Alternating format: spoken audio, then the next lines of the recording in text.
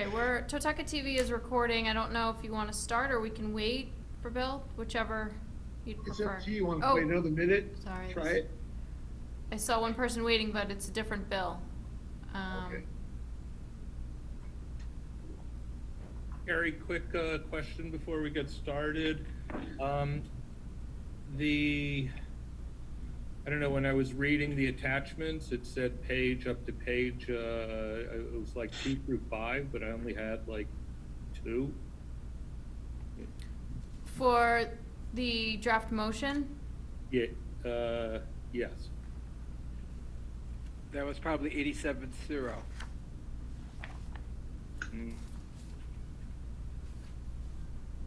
I mean, everything I read through the special conditions and everything, it seemed complete, so I guess I won't worry about that at this point. I also have them electronically, so I can share my screen. It's, you know, I got it, I have it. Okay. Thanks. The one motion for 50 Fowler Road had 6 pages. I think it may accidentally have said 6 of 5. FedEx may have just dropped something off to us. Looked like he was pulled over on the side of the road. Do you want me to keep that lower than 6? And then the Cerro Road one was only about 2 pages.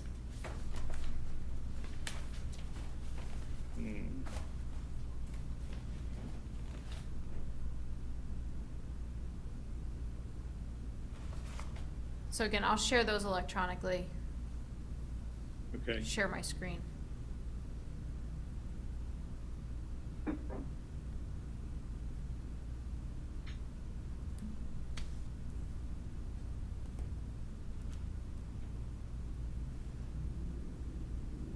Harry, you're becoming a real pro at this, aren't you?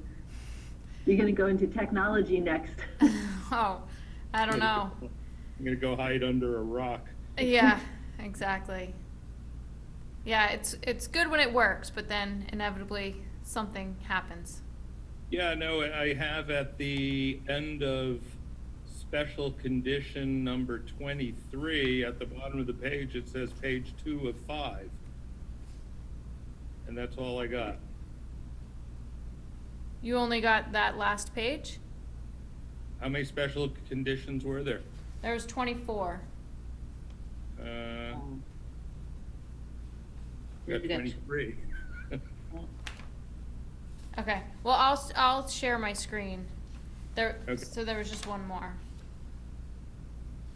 There was a version that I sent out yesterday, and then another version Today.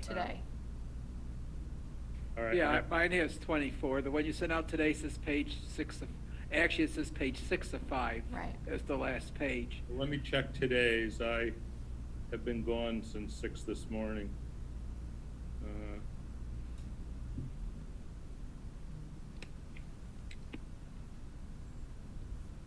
So it's really 6 pages, not 5. Right.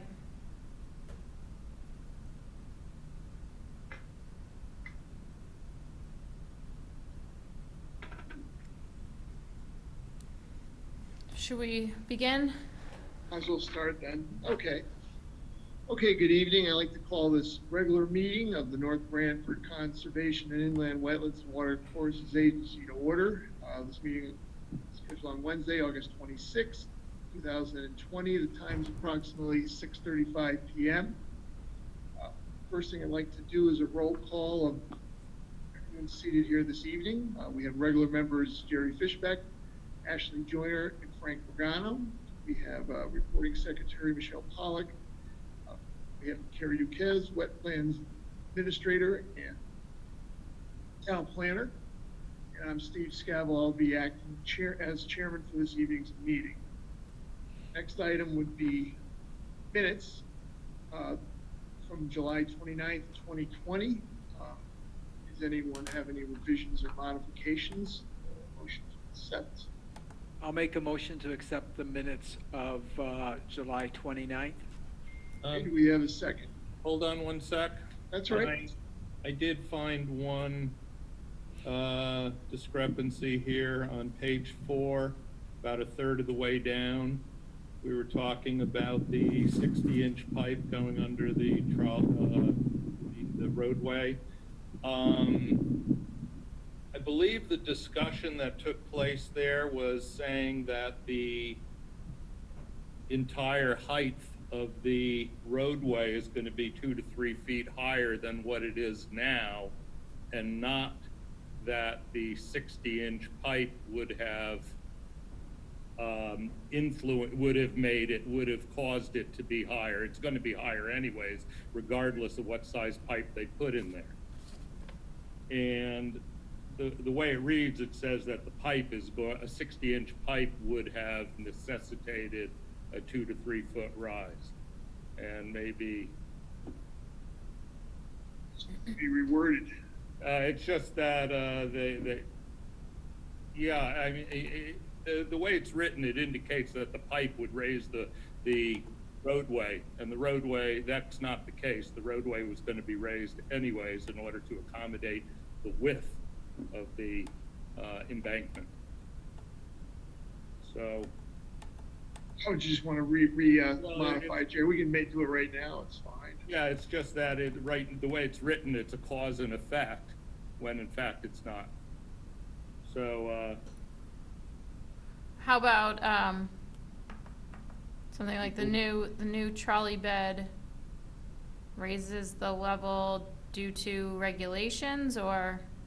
I think if it just read that, he believes that the trolley bed will be, raised by approximately 2 to 3 feet is enough, leaving out anything about the pipe there. Okay.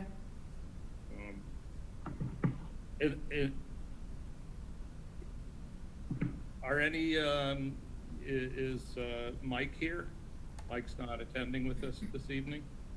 Mike, No. no, so he can't address that.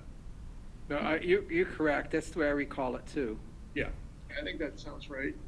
yeah, it's just that it's gonna be 2 to 3 feet higher Right. regardless, so.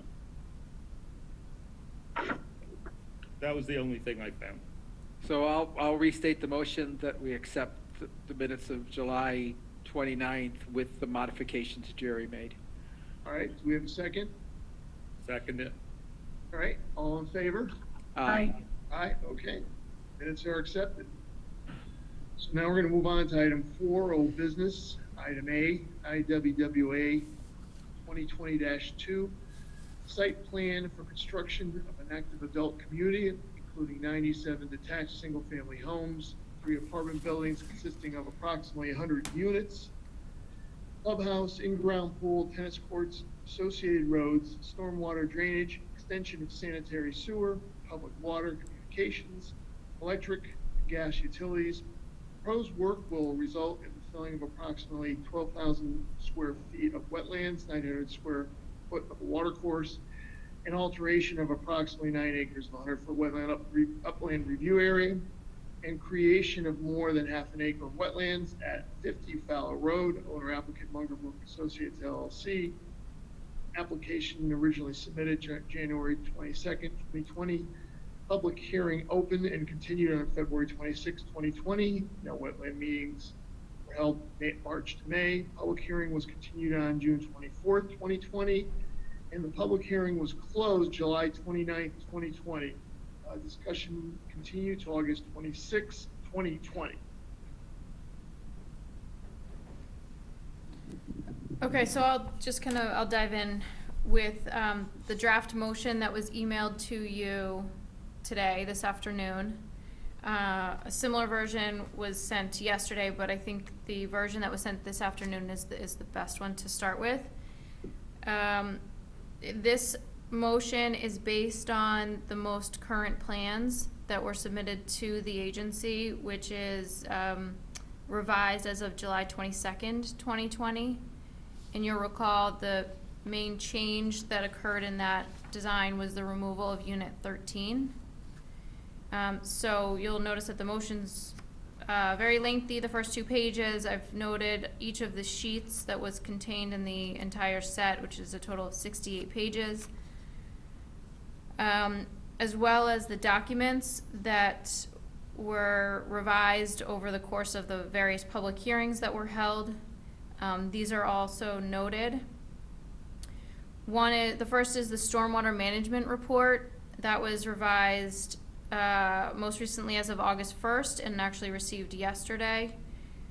The upland review zone activities of Notch Hill Village development, wetland delineation, feasible and prudent alternative analysis, wetland functions and values assessment, wetland delineation, and wetland creation plan and planting details, and wildlife habitat assessment and inventory.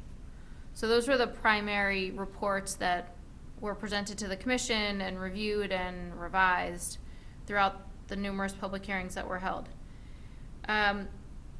So looking through this, the standard conditions are numbers 1 through 11. And would you guys prefer if I pull this up electronically? Pulled up my own copy. Jerry? Well, I have in front of me the copy that was sent out on Monday. Standard conditions are the same, and was there any real change other than number 24 to the? Yes. Yeah, you gotta look at the Yeah. one she sent out today. So She here, sent let out me, I've looked at it and it did not come through. Just came through in part. So yeah, thank you.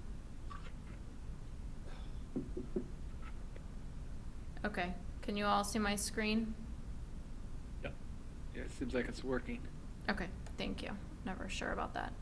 So this is Well, what I, It's frozen. this is what I had just read. Again. Nothing showing other than Nothing's your showing, Terry, it's desktop. frozen.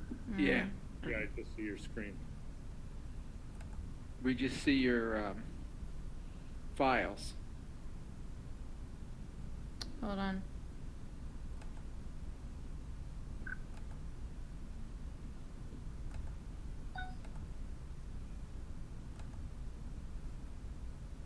There you go. Okay, thank you. Okay, so these are the sheets. I'm not gonna go through each of these. These are the documents that I just read off. And then, just to go through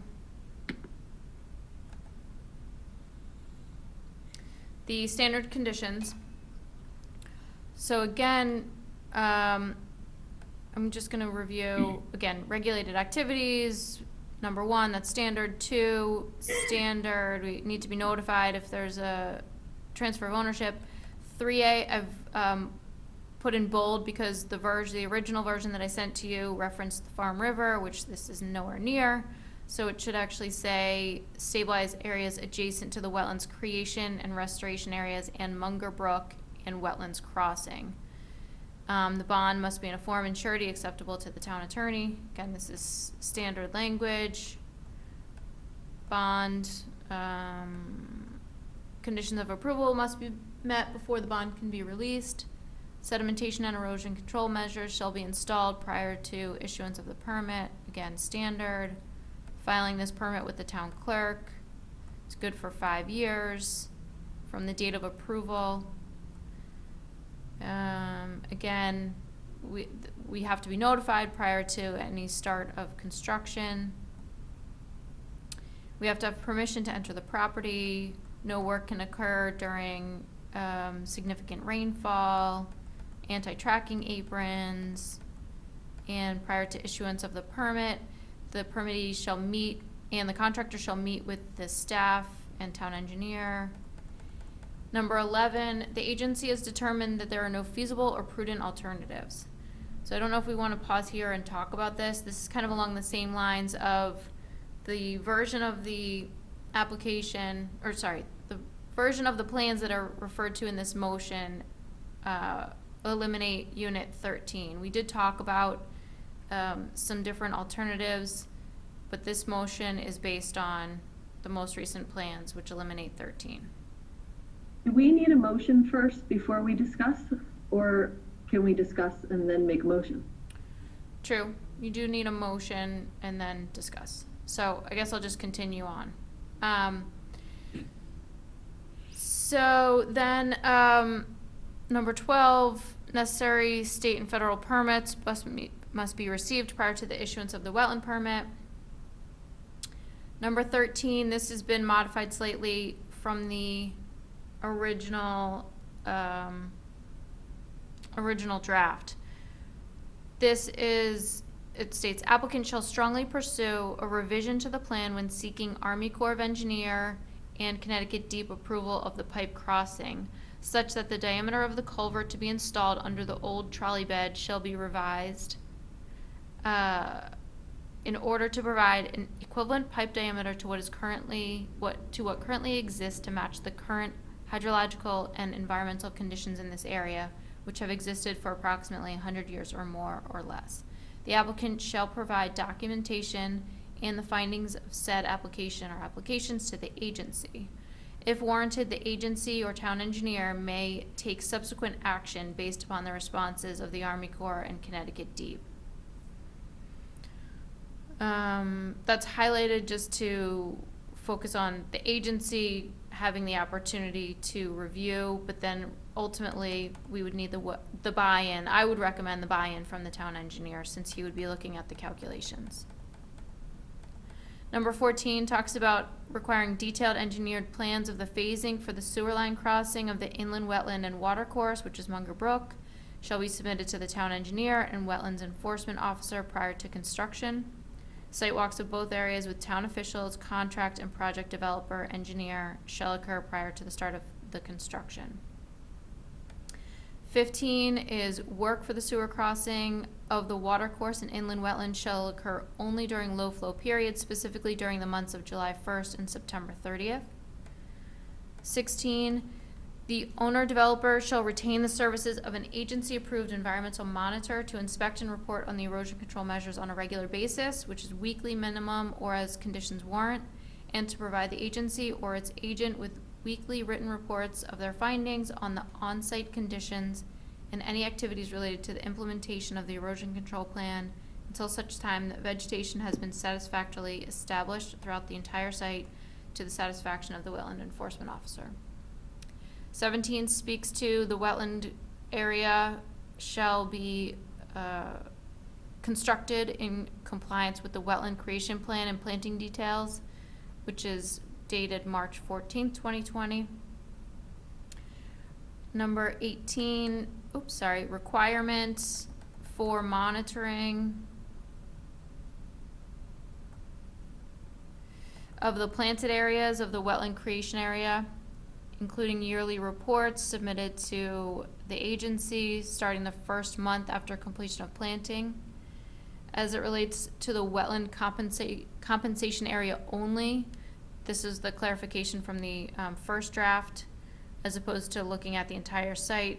This monitoring would just be for wetland compensation area only, and that all sick or dead plantings shall be replaced by the developer during the 3-year period from the completion of planting.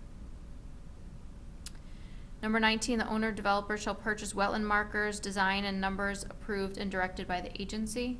The marker shall be installed along the wetlands boundary every 50 feet prior to the release of the bond. 50 feet is something that you may want to discuss as well. I looked at the Shantz approval, and I believe that had originally been 50 feet, but then the boulders were spread out to 100 feet. But that could be up for discussion. Number 20, use of the road salt shall be limited to the minimal acceptable level to minimize impact to groundwater and sensitive environmental areas. On-site storage of pesticides, salt, and fertilizer shall be prohibited. The document wetlands restriction and maintenance procedures as shown in Exhibit 10. 20A is similar but speaks to the use of pesticides, herbicides, and fertilizers prohibited anywhere in the 100-foot wetland buffer area, and also that signage, which would be reviewed by the agency, purchased by the owner, posted on all properties that abut the 100-foot wetland buffer area. We should also discuss this because signage on all properties abutting the 100-foot wetland buffer area, we may want to just determine who determines the location of those. 21, owner developer shall implement the on-site operation and maintenance plan as shown in the stormwater management report, which is revised August 1st.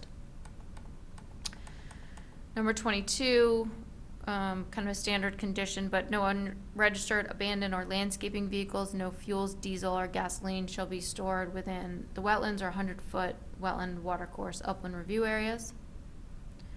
23, agency recommends to the Planning and Zoning Commission that they condition any application approval to require the inclusion of a trail system in the final site plan, which trail system includes use of the former trolley line.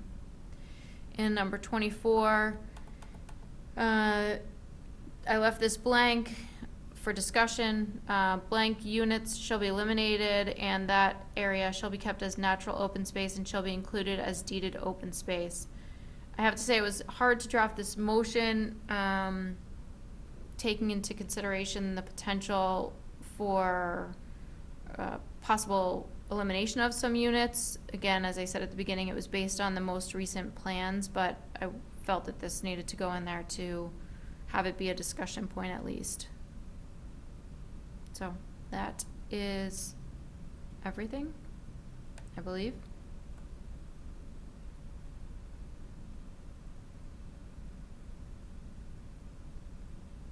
Would everyone be okay if I stop sharing the screen, or? I'm good. Yeah, I'm okay. So what's next? Do you need a motion? Yes. How do you have a motion before you fill in that last blank? Well, so You're supposed to have a motion, it's seconded, and then you have a discussion, and then you vote. So then before you vote, you can alter or recommend to alter the plan? Yes. But I'm just saying with that blank there, it's incomplete. That's okay, I have some other issues too. Okay. well, you can make the motion without conditions that you don't agree with or feel are necessary. Does that make sense? Sure it will.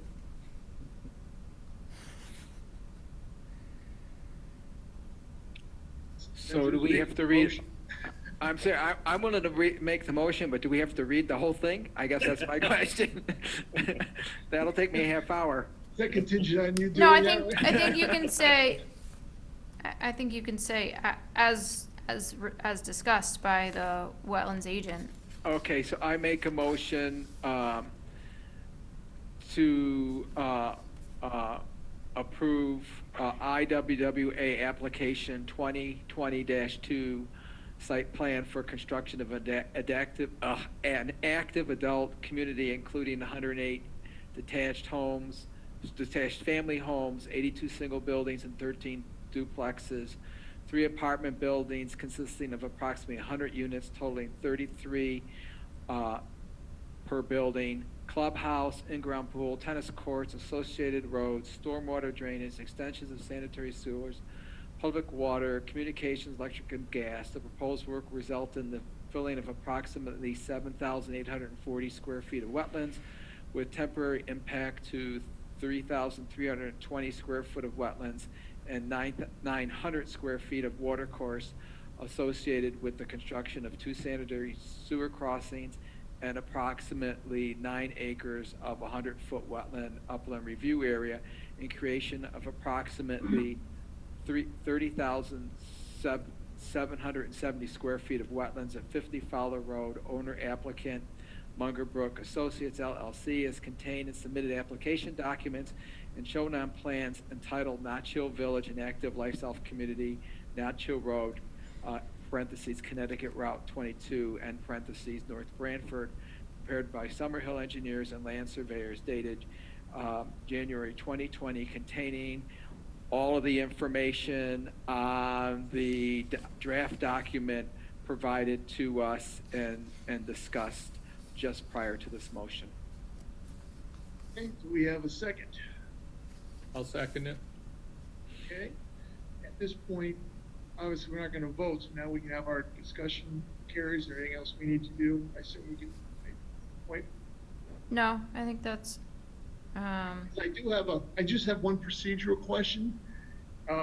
Since there's only 4 voting members here this evening, it somehow becomes a split vote. In my 30 years, I've never seen that happen, but I just was curious what happens. Then the I know motion that's there's- on the table would fail. Okay, that's what I thought, but I just wanted to be, okay, just clarified, thank you. Okay, well then I guess I'll start. So please bear with me. I wrote stuff down so I didn't forget, okay? So the motion as presented, I'm questioning number 11 in the standard conditions. I don't think it has been met in my opinion. This commission's job is to preserve the wetlands, watershed, and as we found out this past week, forests that impact the watershed and wetlands.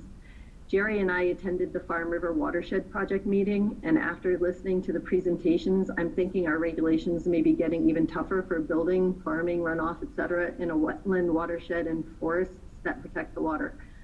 That being said, as my fellow commissioners are aware, I have had very strong opinions on protecting all of the wetlands on this site.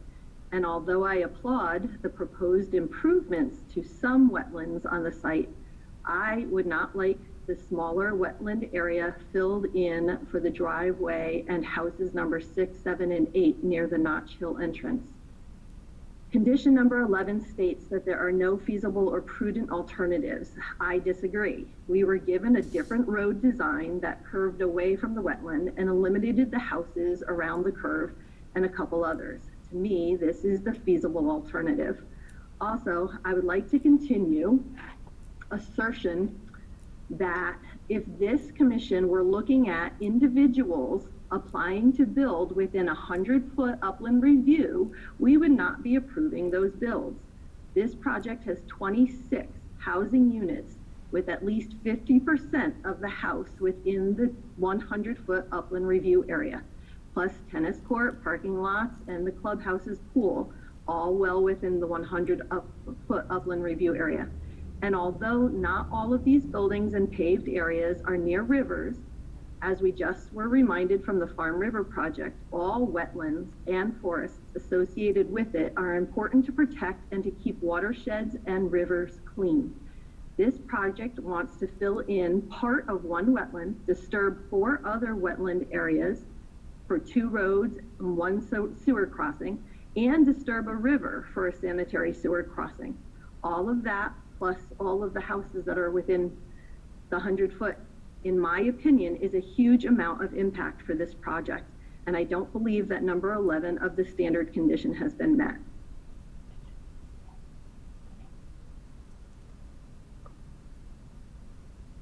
Thank you, Ashley. Any other remaining members, anything you want to comment on? Or were you done, Ashley? I just didn't want to. Yeah, well, I'm willing to hear from others in that maybe Okay. on number 24, we can add Discuss. what we'd like to see taken away. Like, I think that house number 13 needs to be put in writing because 13 was the one that is for the trail system that they said they would take out, but we want to put it in writing so that 13 does not appear on the design. But I also want 6, 7, and 8 taken out and the road redesigned. Okay, thank you. Jerry or Frank? I have a question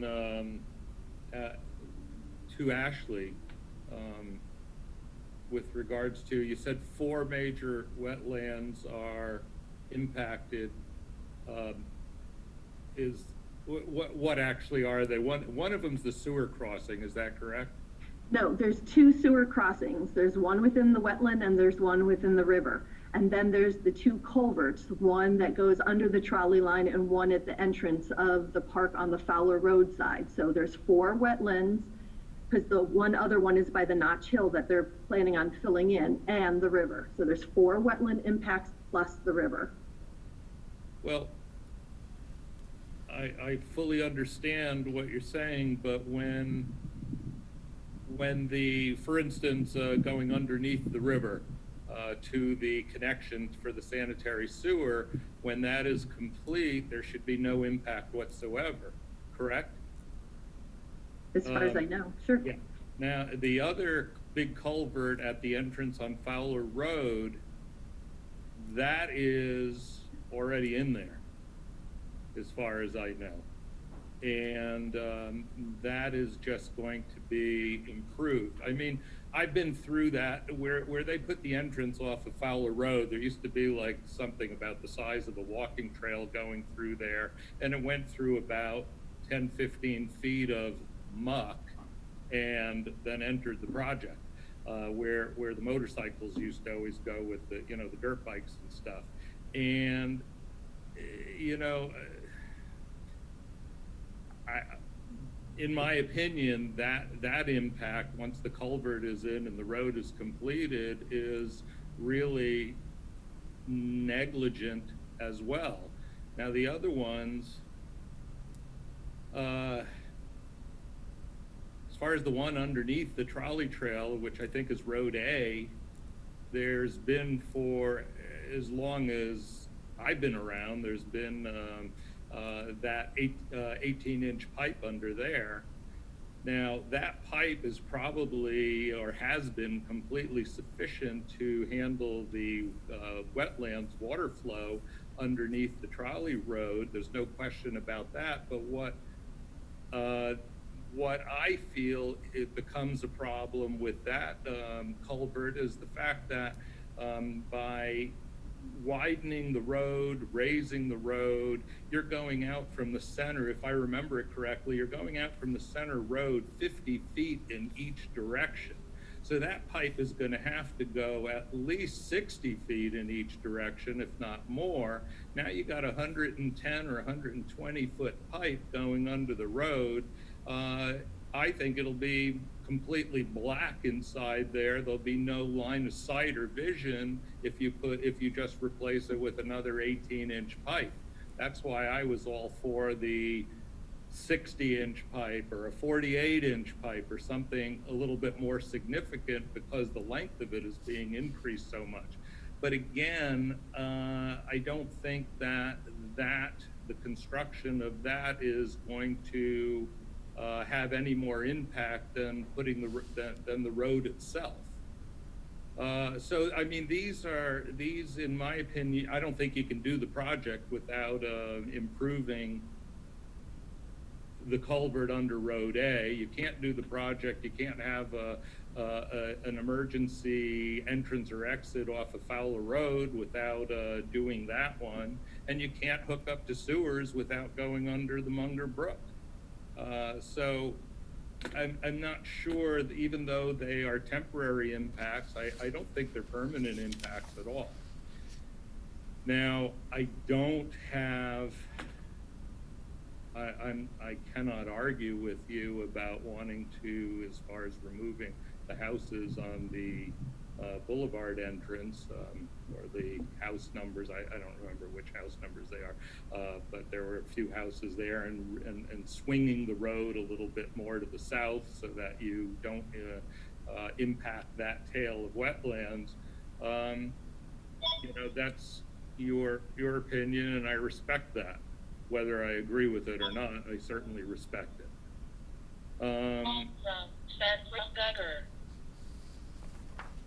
I'm sorry? I think it was just a background noise from someone. Oh, okay. So, you know, and the only one I haven't addressed is where the sanitary sewer is going through a portion of wetland as well. But I think certainly the trade-off of getting the sewers and opposed to what disturbance is going to take place in there, I still think it's a win-win. Plus, not that many people, I mean, actually, you know, the Route 80 corridor, there is where Cumberland Farms is, where my office is, where the mobile station is. That's all following the Munger Brook, and that whole area is just crying for sewer hookups because none of the septic systems in there function. And without this project and without the sanitary sewers, development ends there. The Route 80 corridor cannot be improved. And it's pretty ratty at this point. So you know, I look at the whole thing as a little bit of a trade-off. And that's my opinion. Okay. Thank you, Jerry. Frank, everything to, Sure. Yes. I did not attend the meeting that Ashley attended, but I was intimately involved in the original Farm River project that was done about 10 years ago. And I mean, I wholeheartedly, as an environmentalist, agree that the importance of the forests and the wetlands preventing our groundwater and our drinking water. And that's why I believe items 20 and 20A are very, very critical here, because they do protect the groundwater, they do protect the wetlands. You know, the use of road salt is a known problem. I mean, this is not something that's new. There are a lot of technologies out there today. I have that I'm aware of that mitigate the use of excessive salt on roads. In addition to that, the use of pesticides, herbicides, fertilizers, things like glyphosate, which is also known as Roundup. We cannot afford that to get into the wetlands, which subsequently will get into the groundwater and drinking water, because we do know the neighboring houses there are on wells. We do know that the hydrology of the area eventually feeds into the feed to the New Haven water supply. So I really believe that that the addition of 20 and 20A, and I'm all in favor of a sign in every yard that's maintained by the association regarding the use of pesticides, herbicides, and fertilizers, and a sign at every 50 feet regarding the wetlands. I think that will go a long way to protecting the wetlands. I agree with Jerry regarding the trade-off. I mean, we are going to get additional wetlands created here that I think is an offset. And then regarding the entranceway, as you all know, I agreed with Ashley. I thought the entranceway should be changed. I was extremely disappointed that the engineer that did the study did not appear at the meeting, because I believed our commission specifically asked for the engineer to be there. However, based on the letter and testimony from our town engineer, who I recall stated that that was the most prudent design for the entranceway, I'm willing to let that go. For me, the sticking points are 19, 20, and 20A. Those, in my opinion, have to be left intact. So Frank, the conclusion by our town engineer was that the entrance to Notch Hill remained where they put it, but it had no reference to the alternate way of curving it around to avoid the wetlands.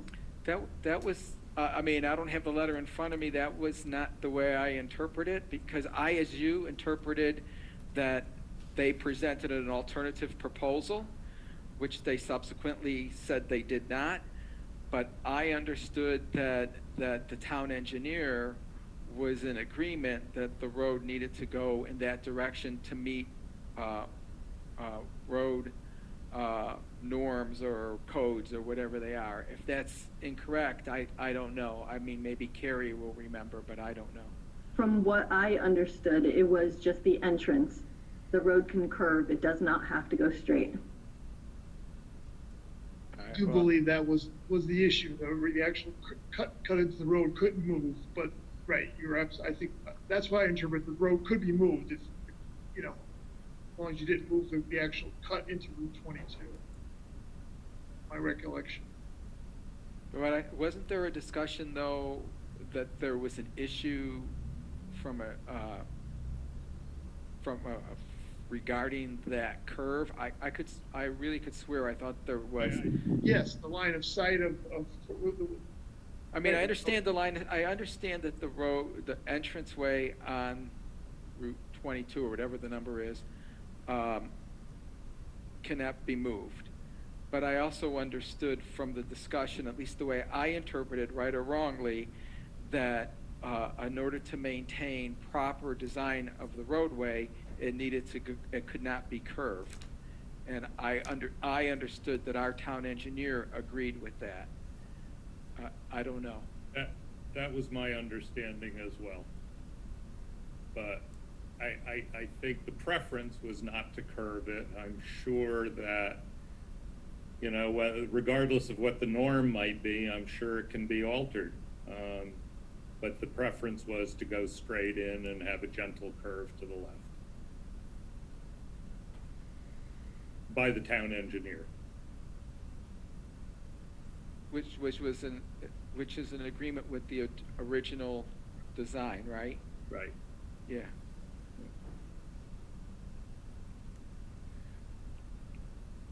Jerry, do you want to say anything about Kurt's letter? Because our two interpretations are different. What I think Kurt was referring to is just the entrance and not the curvature of the road. I'm trying to see if he has anything.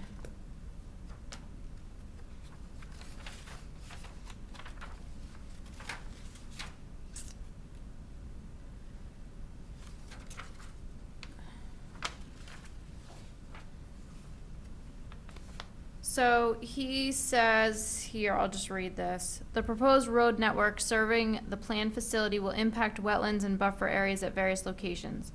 The most significant impact will be the road crossing utilizing the former trolley elevated crossing of the central wetlands. This crossing utilizes the existing crossing with modifications to minimize the wetland impact when connecting the easterly and westerly portions of the site.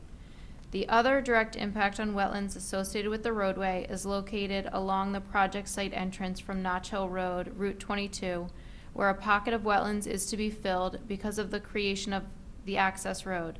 The location of the access road is dictated by the required intersection sightline distance along Notch Hill Road. Period.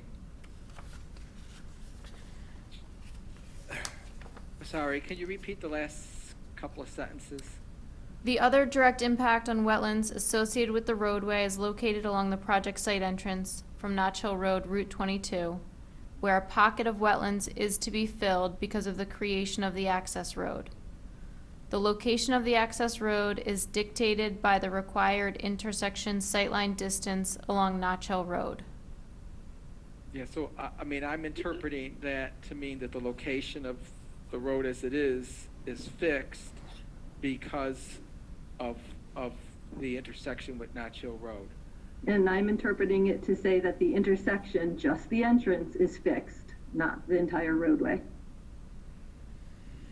That's the apparent interpretation from Kurt's comment, yes. Which one? He's addressing the entrance side of line, but he's not addressing once you're in to the project. He didn't address the curvature where the pocket of wetland is at all. Carrie, I'm sorry, could you read the last the sentence again? That's fine. The location of the access road is dictated by the required intersection sightline distance along Notch Hill Road.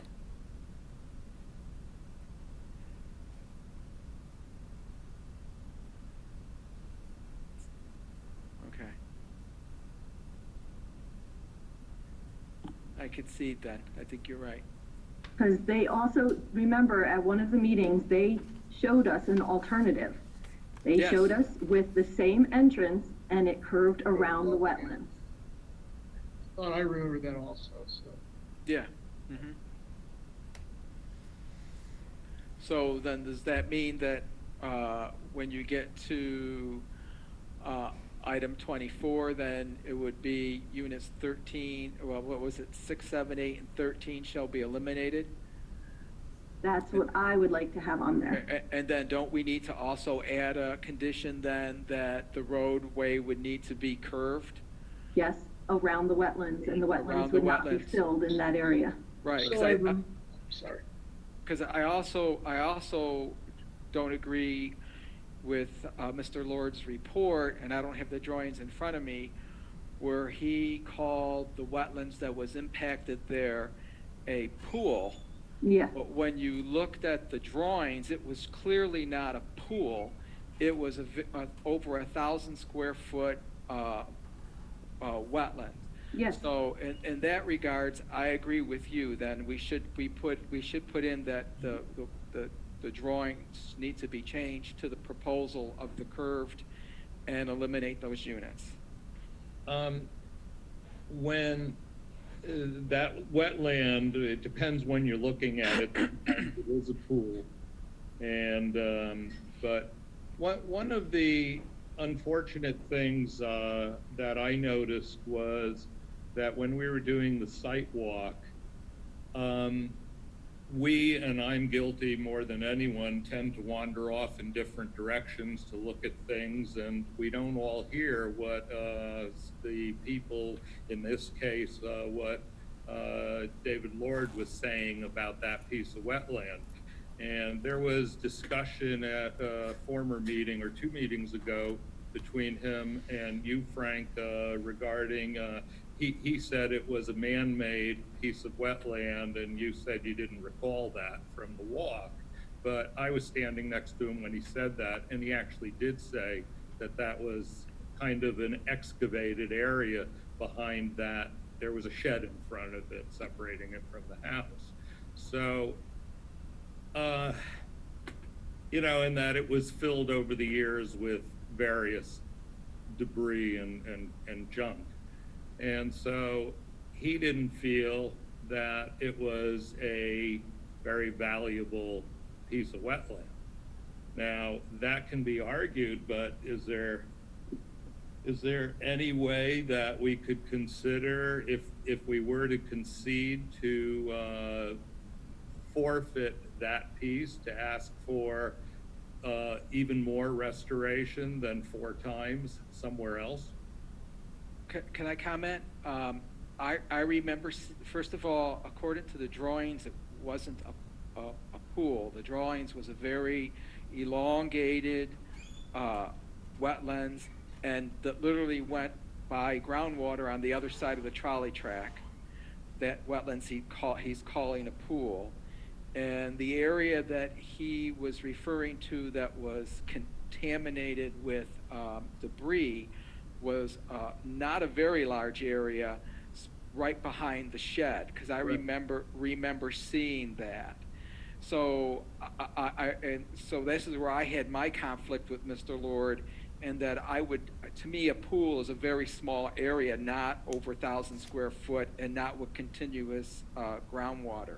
So I can understand the removal of the junk there that's in that one spot, but that does not impact the rest of the wetlands as he showed it. So I mean, I'm in support of what Ashley's stating, that the roadway should be curved. I thought that they said that that piece of wetland did not communicate with the part that went under. They did? It did. On the drawings, it did. And that was that's where him and I, actually the conflict we had was he was calling it a pool. To me, a pool is a very small body of water. This was an elongated piece that went underneath the trolley track. So it was communicating with groundwater. And you know, and the other piece, to I believe correct what I said to him the last meeting, that it's irrelevant that it's man-made, because we're now creating 30,000 square feet of man-made wetlands, right, as part of this process. According to the state regulations, it's irrelevant if it's man-made or not. It is now wetlands. Correct. And it's our requirement to protect it and take care of it. Because it's kind of like, well, it's okay, we can make 30,000 square foot of new wetlands that are man-made, but existing man-made wetlands are garbage and we can trash them. I don't agree with that. So, I mean, I support Ashley and the curvature of the road and getting rid of those units. And So Jerry, my- I'm looking at the map right now, Jerry, and I concur with Frank. It is connected, and it does travel all the way under the trolley chair. Okay. I thought the part more to the east was, that went under roadway A. I thought that was the part that connected. Forgive me. There's two different parts that do. Yeah, I understood, him to say that this part was isolated. Just remember walking up through there to the yard, and I just didn't remember, it seemed like there were two different areas. It ended right where we walked, and then just trying to remember myself. It's on page 8 and 9 of the map, if you wanted to go back and look at them. Yeah, so since, just to interject, since Kurt did not address the curvature, only the entranceway, it was proposed by the engineers that they could do the curvature, and then that means that curvature is not an issue in terms of road design. Then I think we should put in the curvature and save that piece of wetlands.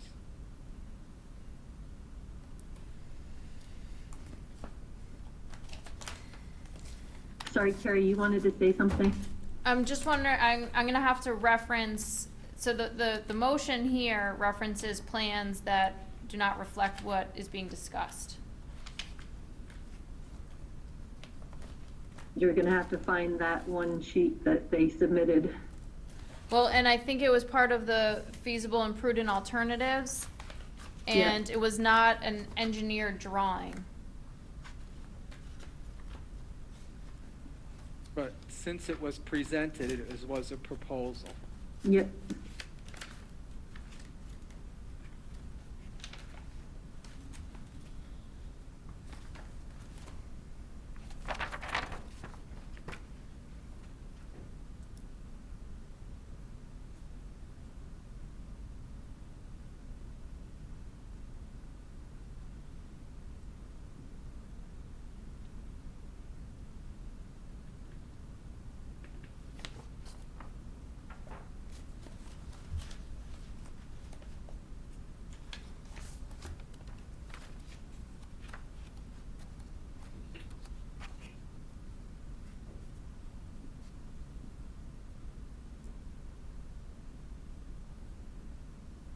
Trying to look at my pile of documents to see if what the date was on that. It would have to be, was it the last meetings? It wasn't at the last one, it was like two One before that. I'm trying to track down, I have a huge pile, I've been dragging it. Remember it. I have my pile here too, I'll go back and look. Maybe I might have it just hidden somewhere.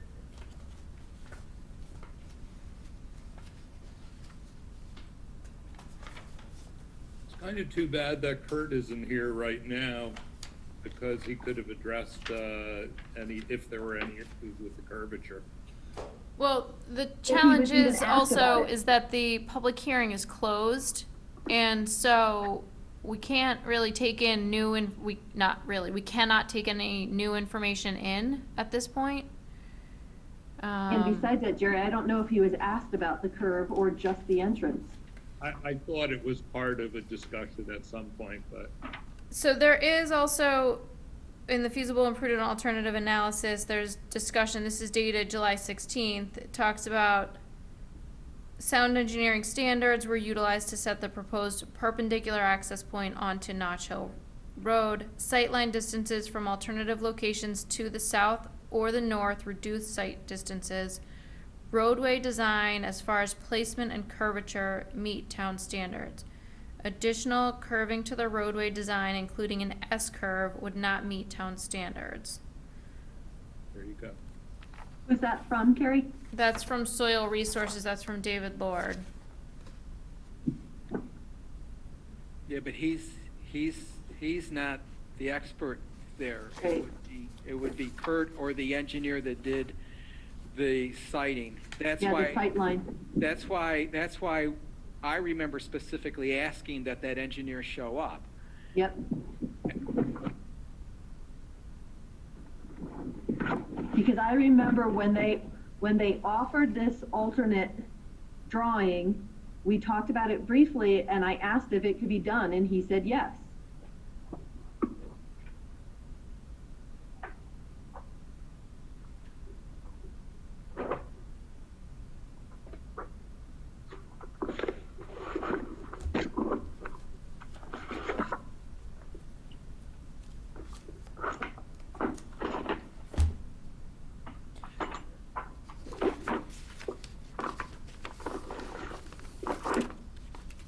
So Carrie, I mean, in the event that hypothetically we wanted to make that a condition of approval, you don't have that document because we'd have to reference it, you know, to put it on if we did alter the motion.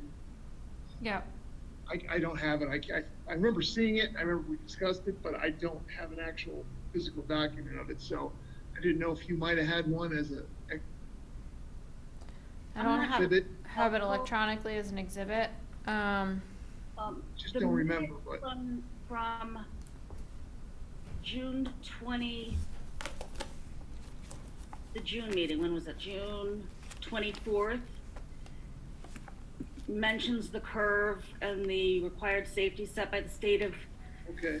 Up here, I have Connecticut it, yeah. engineering standards. I don't know if that's helpful or not, but if you can, Well, if we were talking about it then maybe that's about the time that document that we all remember, but we just don't have.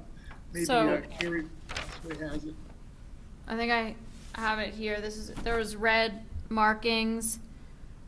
What's the date on that, Carrie, if you don't mind me asking? Well, it's Exhibit 20. The date is January 1st, 2020. Revised 3/15/20, but that was regarding Unit 9.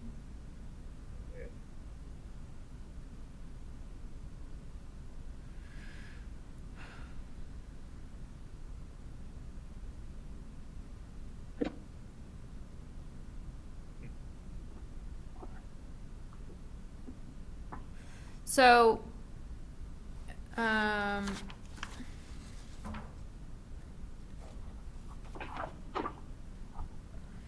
this plan, which I could take the time to quickly scan and then try and bring it up on a shared computer screen, it doesn't just eliminate 6, 7, 8. It would also eliminate 5 Correct. and probably 3. Yes, because the road would have to swing. Right. So it would be a total of 5 units. 3, 5, 6, 7, 8. That's what I remember. Plus the 13. Yep.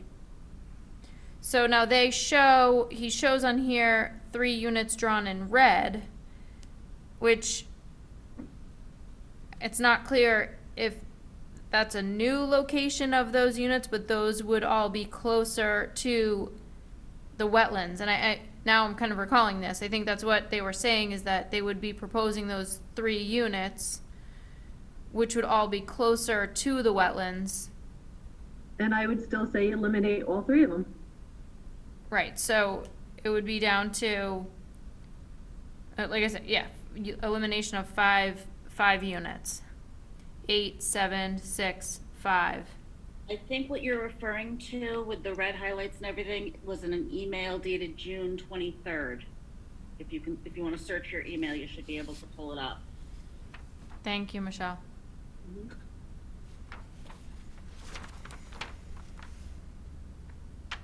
Do you want would it be helpful for me to scan this and show it to everyone? So maybe that'd be good, that way we all could see it together. Okay. It would be I'm looking through my emails right now. I could, if you want, I think pull it up, or Yeah, can you? And then you can share your screen? Oh, that'd be great.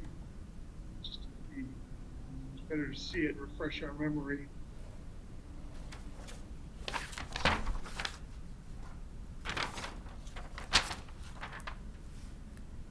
that far back.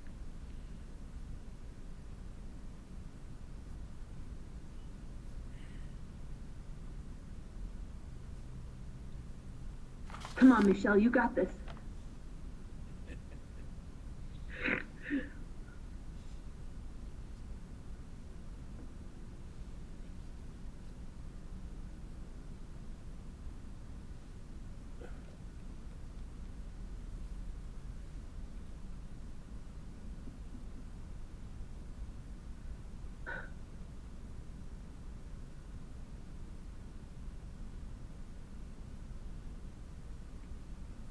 Okay, let me try now. I had to center it and everything, so let me go ahead.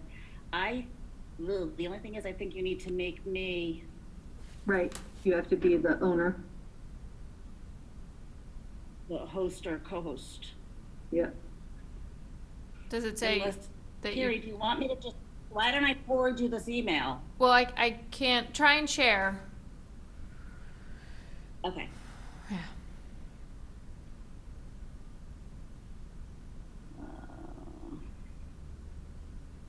I don't think I can, let me see. Oh, okay, all right, maybe I can. Yep. Thank you. Okay. Oh, that's it. Thank you.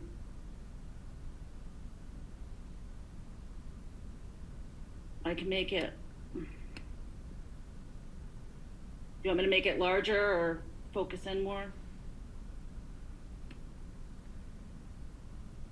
Maybe scroll down just so, and then we can, perfect, yeah. Yeah, that's much better. So that's where you can, the lowest unit where the road is coming in, it would be unit number 3. And then 4, 6, 7, 8. Five. And the road would go through all of that, resulting in them having to be eliminated because they can't be shifted. Yep.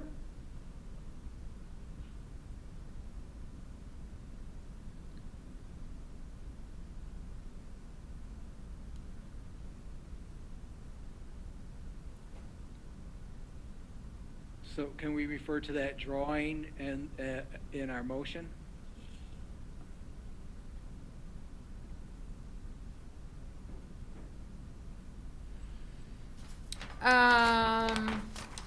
Yes.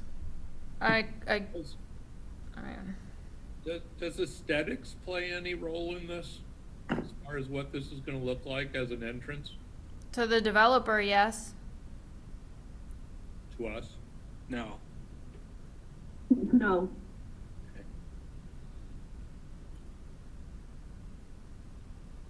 Steve, do you want to give any opinions on any of?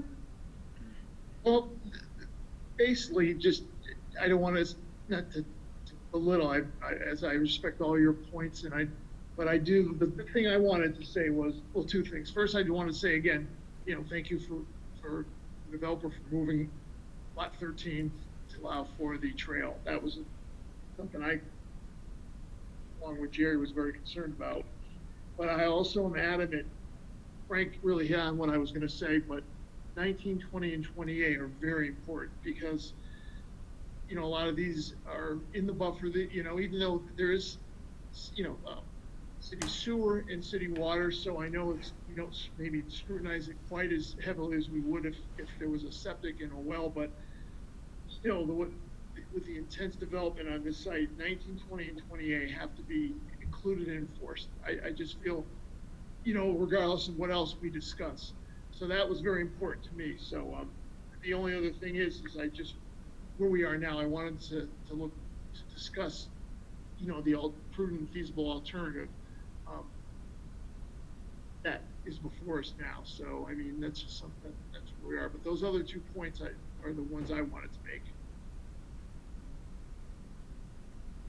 So I just have to bring this up that at the last meeting, this wasn't pushed any further regarding the feasible and prudent alternatives. So Except my I have mentioned concern, it at every meeting. my concern with citing an exhibit plan dated January 1st, 20 and revised March 15th that is just titled Site Development Plan, there's no, in my opinion, any design relating to this. There's no, the sewer manhole, sanitary manhole and all of that is all on the black lines, if you will. I don't even know what the engineering, if that works on this red sketched version. So I understand your point, Carrie. So if we were to, I'm just, again, hypothetical, accept something like this, we would really need to see a revised plan with this on there. Yeah, well, and the Make it a- stormwater, I don't right? know what the stormwater report is all Right. based on Right, it what was had been right. presented and engineered. This is basically superimposed onto the existing plan, which. Right, because that's what was requested. I think, I just personally feel like this is a 11th hour change of, like, why wasn't this brought up at the last meeting? I have brought this up at every single meeting. But there and was I'm never a always- request, actually, for additional studies showing But we storm. asked for the engineer to show up for this specific reason, and Frank even said this earlier today. We asked for the engineer to come so that we could talk about this curvature to the road, and they didn't, they chose not to do that. And I asked them to expand on this when they first presented this, and because this was part of the old application, not the new one, they never went forward with it, but I have asked this every single time. So you're saying the project engineer was not there? The road engineer, when we asked about the sight line. Oh, and then we from were gonna ask the about- consultant? And then we were gonna ask about the curvature of the road and if it was feasible. And they chose not to bring one. Or have it fully vetted out. And I would argue they shouldn't have presented this document that's on the screen right now if it wasn't a feasible alternative. So by presenting this document with the red line, that indicates to me that it is a feasible alternative. It And is. we They just- mentioned that at the meeting, both Ashley and I, because he said, well, it's a proposal, and I said, well, it's a proposal. He said, it isn't a proposal. I said, then why did you present it this way? Because it is a proposal once you present it this way, and we never got an answer. So at least I don't believe we got an answer. So I always considered this a proposal. That's why earlier tonight I referred to Kurt in his letter stating that it wasn't a feasible alternative because that's what I understood, because that was the following meeting, and that's what I understood Kurt to say was that it wasn't feasible. But tonight we're saying that that's not true. So if that's not true, then we should make this change. Well, So let me just ask another procedural question to you, Carrie. At this point, with our time constraints, there is absolutely no way to allow that to happen. It sounds like this meeting, we have to vote on it, right? There's no way to extend that, or Right. I'm just thinking if there's any other options, to throw on the table here. So based on the timeline, the commission has to have a decision by September 2nd, which is next week. We could request an extension. I don't know that the applicant would grant it to us. And we can't take in any new information because the public hearing is closed. Right. well, if I might interject, I think that if this was still an issue, we should have told them at the last meeting, we're not going to approve this project as is because we haven't come to any conclusion regarding the curvature of the road. I'm reviewing also the minutes that were approved for June 24th, and it was indicated that the state of Connecticut for engineering standards agreed with their presentation, as well as our town engineer, just with response to why, or that the person that they were inviting was not available to attend, so. Yeah, but that was just for where the road connects to Notch Hill. Designed the road to go straight for 100 feet and then curve to the right, then go back to the left. He did not create a reverse curve. There was a straight section between the two curves, and then the roadway is met again. This was moved toward Guilford enough to be able to construct the road and not fill in where the Conservation Inland Wetland Waterways Commission, where the wetlands were. He was able to do this and meet road design standards and DOT standards. And Right, so it's in the minutes. 3 or 4 units that would need to be eliminated. So. It is in the minutes.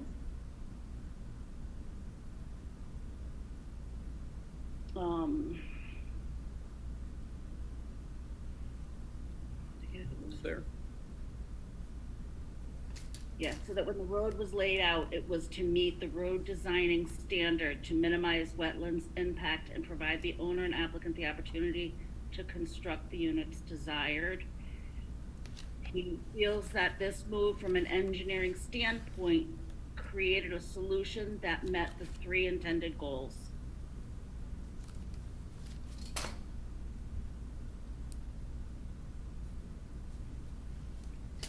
Explain that he is a licensed and professional engineer and provided an intersection site demonstration plan with DOT approval and a professional traffic engineering consultant who also confirmed the plan. This will not have an impact on the wetlands.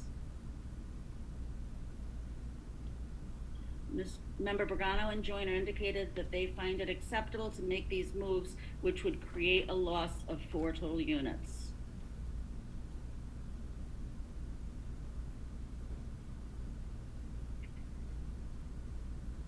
Let me see.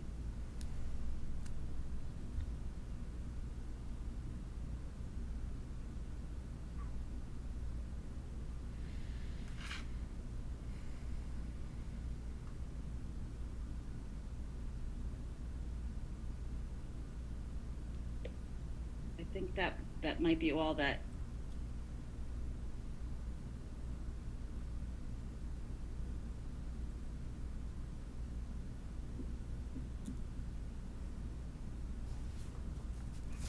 Yeah, I think that's all that it was mentioning that particular aspect. Thank you, Michelle.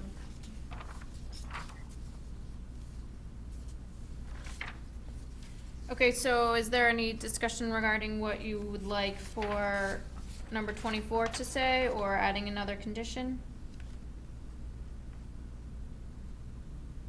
Well, based on this discussion, I would say that number 24 should specify the units that we've discussed plus unit 13, and that we should add another condition that the roadway be or that new engineering drawings be provided to this approval's conditioned on new engineering drawings being provided to the town showing the curvature of the road as depicted in the proposed proposal of whatever date that drawing is. Because that was a proposal. It was presented to the commission as a proposal. The red line drawing. But the application was removed, right? And the new application was put forward? No, this was in the new application. Right. Okay. This Okay. wasn't the old application. This was the new. Remember we agreed we can't look at the old stuff. They presented this. Here, I have it here, notes. They presented this spring. I have a question. Being that this is a 55 and above active community, which also includes the elderly above 55, does this curvature of the road present any kind of hazard whatsoever for, the aged? Well, can I answer that? Can I answer that? I live in a 55 and older community with the aged, and our road is curved. And So it if you will come have, up Montgomery Drive, it is Yes, I a remember. curved road, and there's circles up here and everything. So. and Jerry, it's gonna have a curve no matter what. Yeah, right. So no. And Just asking. also, I want to point out it is not 100% 55 and older. Right. I believe there's a certain percentage that are under 55 for this community. There is. Right. Yes.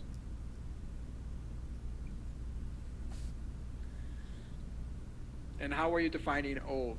I'm defining it as older than you. Uh-oh. You're very young for that community. You're right at the cutoff. You'd be surprised. Listen, in another year or two, I can qualify for this community. All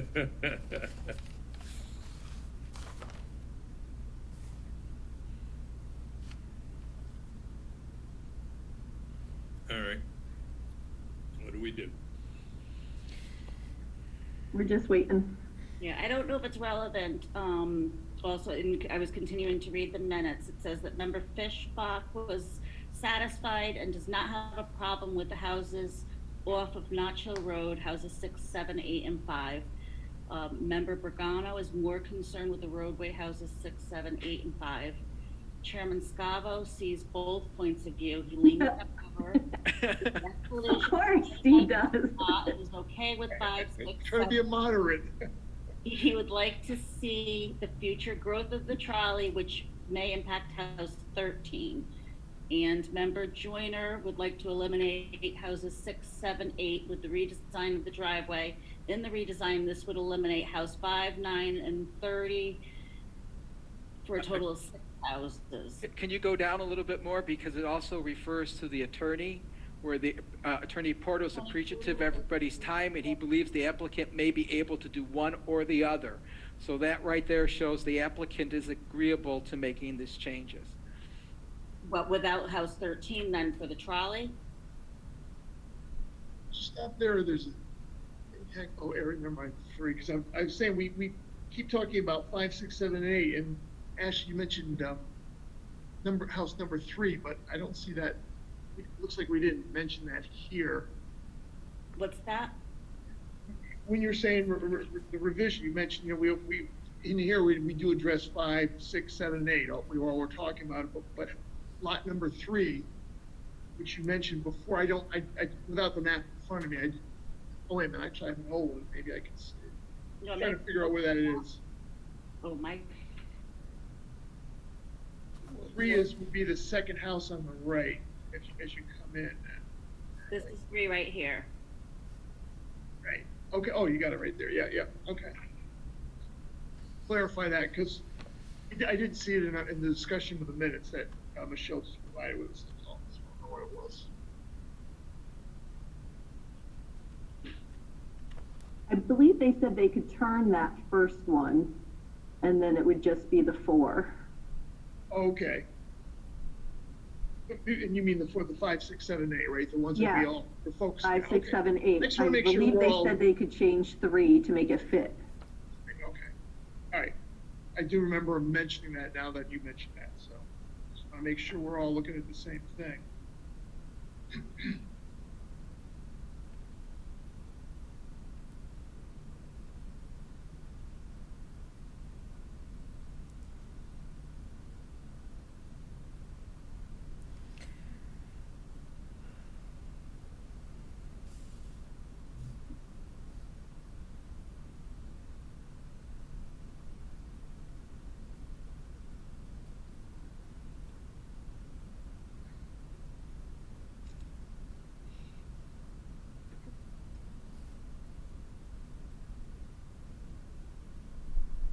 Can we go back to the motion then and make the modifications?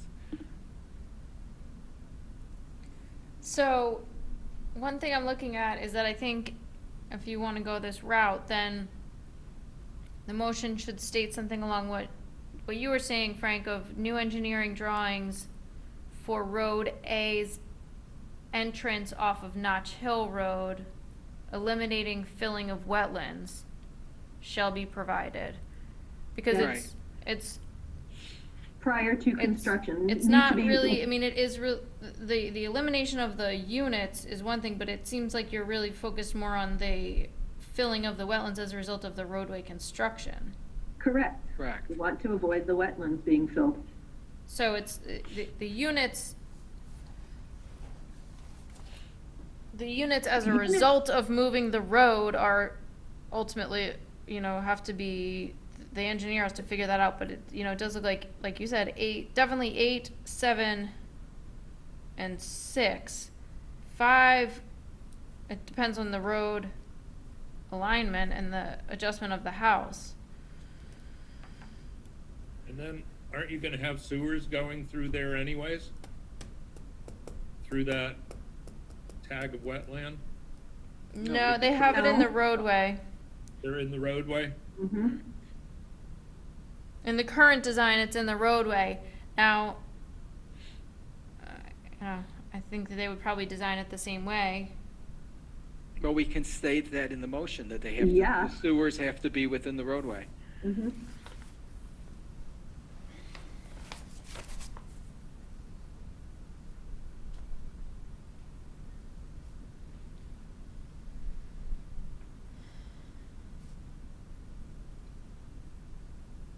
Okay. Do you want to take a stab at it, Ashley? To fix number 24 or to add a number 25? Both. Okay, so it would be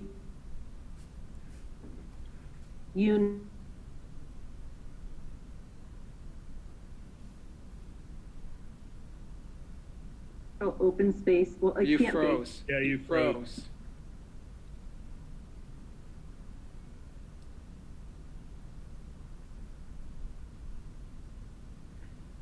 She's trying to get out of it, that's why she's freezing.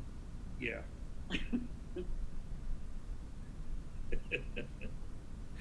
She's gone. She's frozen.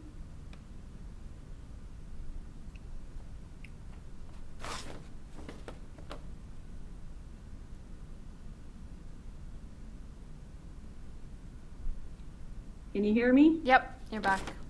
Okay, so Frozen it can't be the same thing. So 24 is going to have to be unit 13 shall be eliminated, and that area shall be kept as natural open space and shall be included as deeded open space, because that's going to be where the walking trail is. We have to do a number 25, that would be units 5, 6, 7, 8 shall be eliminated, and the road re-engineered, including the sewer line through the road, shall be presented before construction is to take place, should be presented and approved by a town engineer before construction takes place, eliminating the need to fill in the wetland. So it has to be designed so it eliminates the filling in of the wetland. As shown on, what was the map number, Michelle?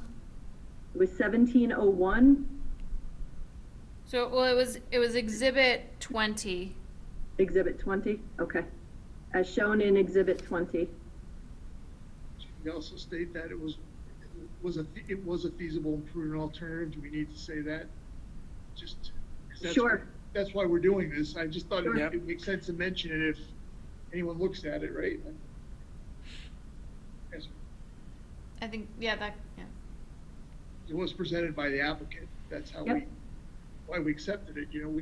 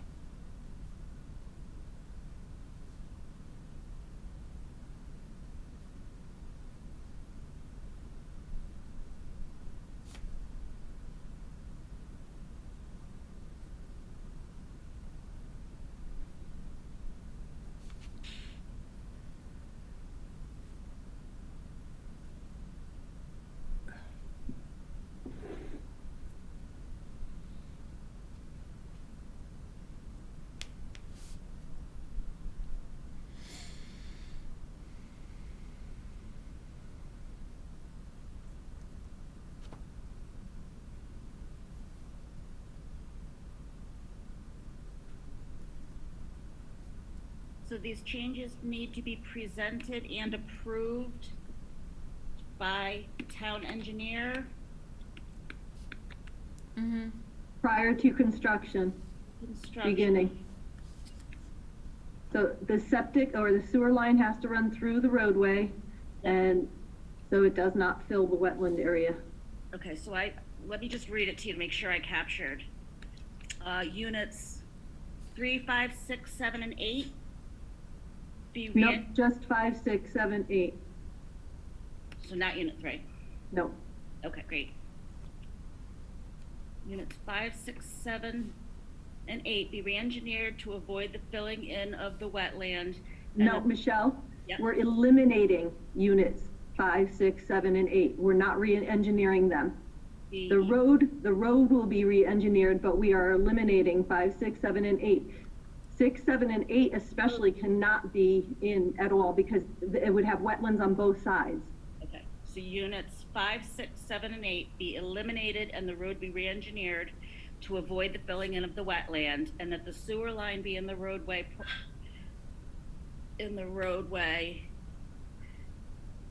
These changes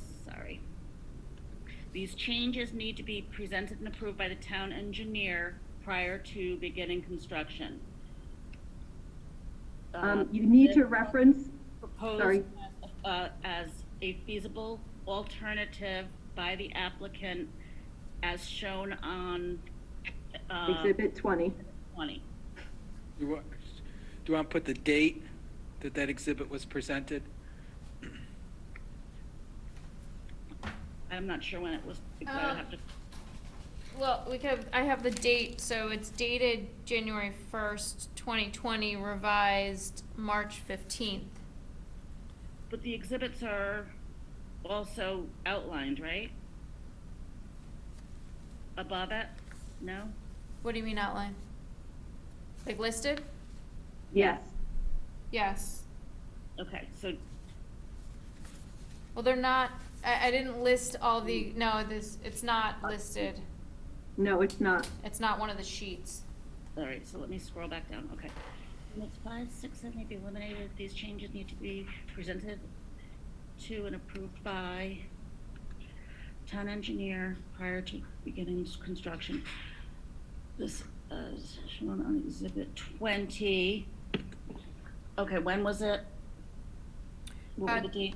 So dated January 1st, 2020, revised March 15th, 20. Okay.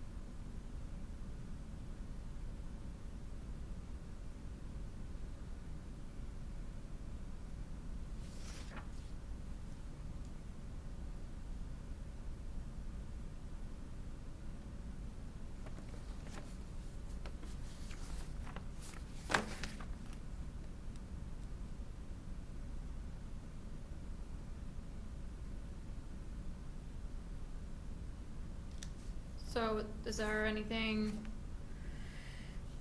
else that needs to be reviewed, or do you need me to go over any? Do you have unit 13 on that too? Yeah, Michelle, is number 24, unit 13, and number 25 is the new one? We're, That's correct. 24 and 25 are where? Is that on that loop, the roadway B or something? No, those are Jerry, the we're not condition eliminating numbers. houses. These are the conditions. I mean, we know 24 and 25, I'm sorry, I don't have maps or anything with me because It's not a Jerry. map, it's the condition. Conditions. Condition number. Approval on the All motion. right, Yeah, gotcha. that's right, yeah. Yeah, it's the two special conditions got modified. Okay, So, I thought we were, okay, Motion. So 24 should list all the units, 13 and whatever the numbers are, and 25 should be about the curvature of the road, right? I actually have something different, but I have number 24 as saying unit number 13 shall be eliminated and that area shall be kept as natural open space and shall be included as Okay. deeded open space. And number Perfect. 25 Right. is Ashley, as Ashley units stated, we want to keep 5, that 6, 7, 8 shall be eliminated, you know, what Michelle just went over. Oh, all right, that's Right. perfect, that's perfect. Yep. And then referencing exhibit 20. Okay. So I think, We ready for a vote, or is anyone want to add anything, or? well, I think I have to, do I have to restate the motion as revised? Probably, but I just have one other thing.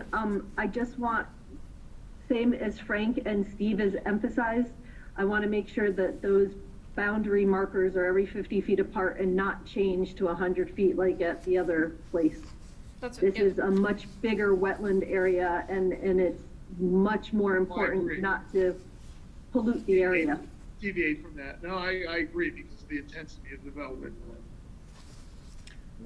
Okay, so, And Frank, just FYI, you mentioned that the water eventually gets into the New Haven supply. I think this one's going directly into Long Island Sound. it doesn't go to lakes, to the. No, this Lake doesn't, Sa- no, Sa- this No. eventually goes into the Branford River. All right, well, in any case, River. there are people that pull wells off of it, so. Oh, yeah, and I Yeah. mean, the damage going into Long Island Sound is just as bad as any well damage is, too. Correct. Correct. Sure. So, I would like to modify my motion to, include new number 24 and 25 as recently stated. Okay. We have a second. I'll second it. Okay, all in favor? Aye. Aye. Okay, against? Okay, motion passes.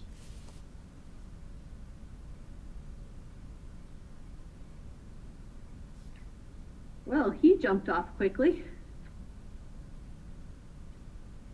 Who was that? That was the attorney. Porto. I didn't see him ever this evening. Okay. All right, then I guess we can move on to item B, which is IWWA 2020-4. Site plan for installing a building, septic system, and detention pond within 100 feet of a wetlands at 87 Cerro Road. Owner, Donadio Enterprises LLC. Applicant, Jonathan Donadio. Application was heard on June 24th, 2020, continued on July 29th, 2020.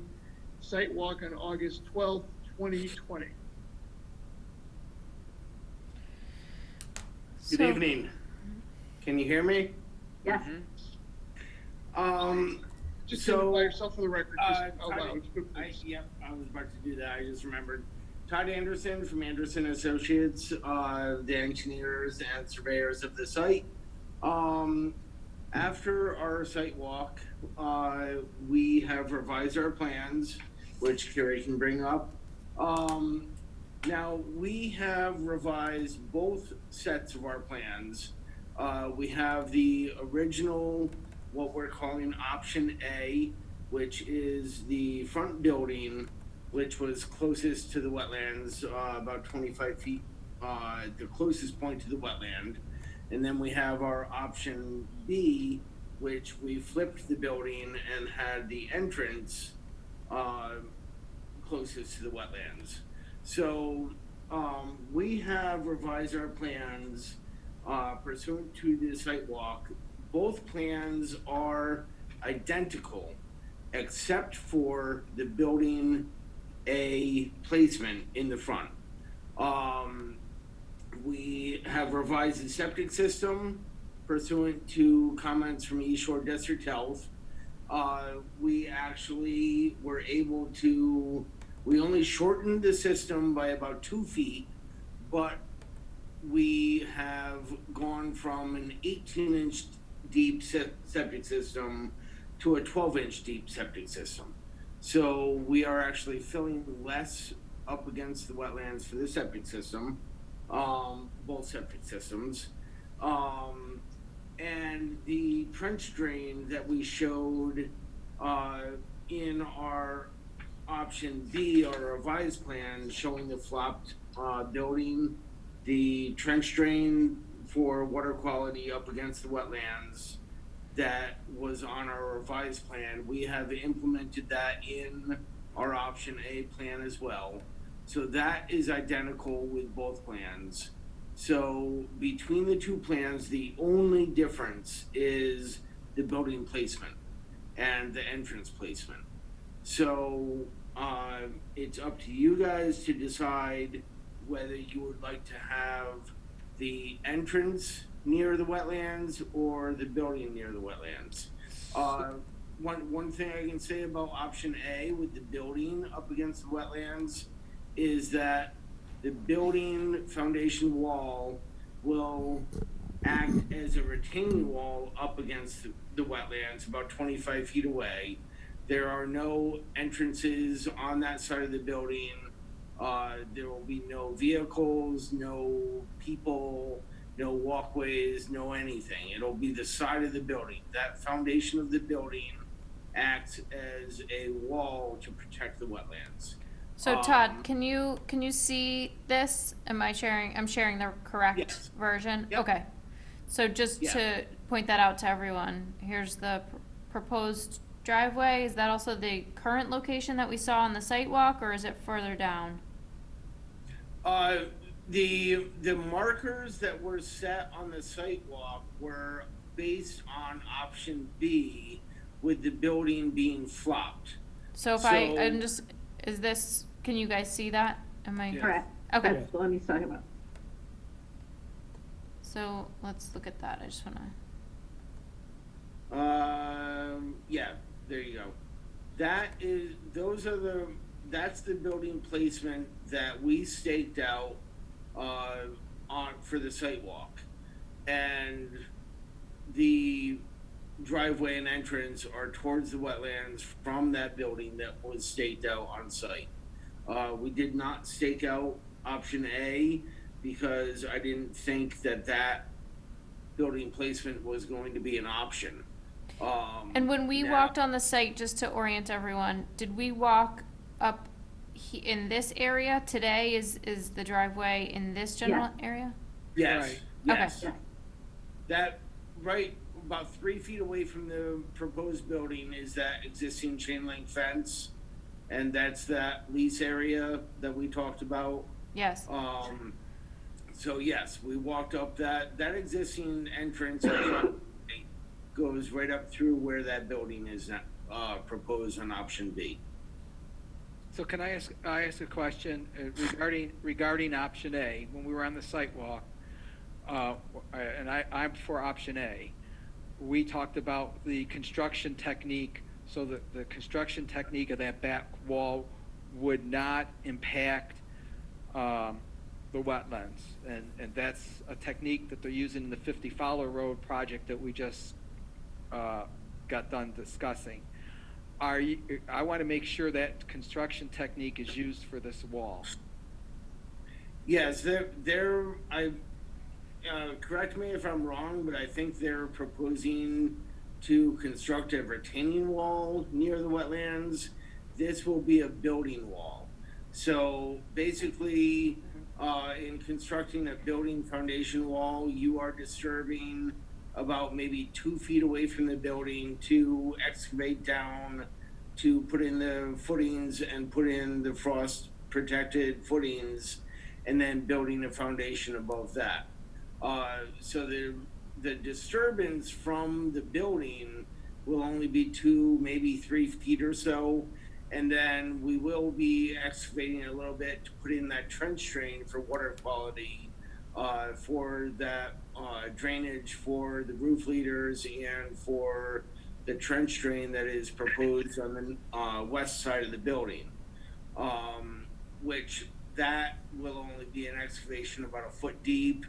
And then you put in the riprap and put in the pipes to it. So it's a limited minor disturbance of the area closest to the wetlands. So we are, for the building is proposed 25 feet away from that closest point of the wetlands at flag number 61, up towards the western side of the building, right in that area there that Carrie's pointing out. That we will be no closer than 20 feet to the wetlands with that excavation for the building. It's a minor disturbance in order to excavate out for the footings of the building. Okay, so just humor me. When you say minor disturbance and you say 2 feet, that means that there'll be no construction equipment in the wetlands. Oh no, absolutely not. There will be no construction equipment in the wetlands at all. We show the silt fence right up to the wetlands to protect the wetlands, only because we have to bring in a machine in close proximity to the wetlands to put in that modified riprap area for the drainage. But for the building excavation, absolutely not. We won't even be close to the wetlands to do the building construction. And anything that comes out of that trench to construct the footings obviously will be moved further away from the wetlands. But at no point will we be in the wetlands to do anything. Okay. So just to, sorry, I just want to scroll over just to look at that, where the septic system is proposed, because this dotted and dashed line is the 100-foot upland review area. This is where we were standing when we were looking down. So you have identified the wood storage area and existing and proposed storage and parking. That was something that we had talked about at the proposed concrete block bin. Okay. And we have shown the proposed concrete block bin for the wood chips, the wood storage, and we showed the proposed concrete barriers at the top of the slope to keep everything at bay, so to speak, in the storage area, so nothing can go off the side of the hill towards the wetlands. It limits the proposed storage and the wood. If they drop a log and it rolls, it will hit the concrete barrier. It won't roll off down into the wetlands. And again, with the septic system that we propose now, unfortunately, Jonathan was on quarantine for 14 days after he got back from visiting his daughter in Alabama. He didn't come into the office until Monday, and we submitted plans to East Shore District Health yesterday.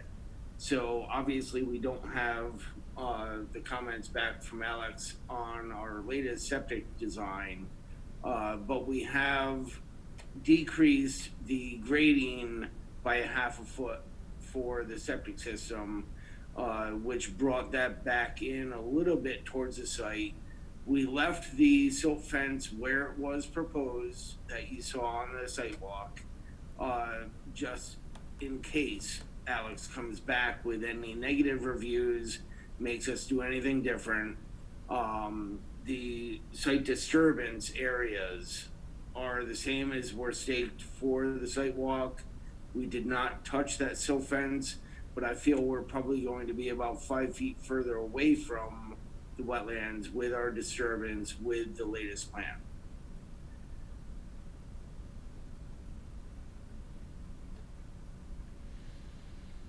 I have a question.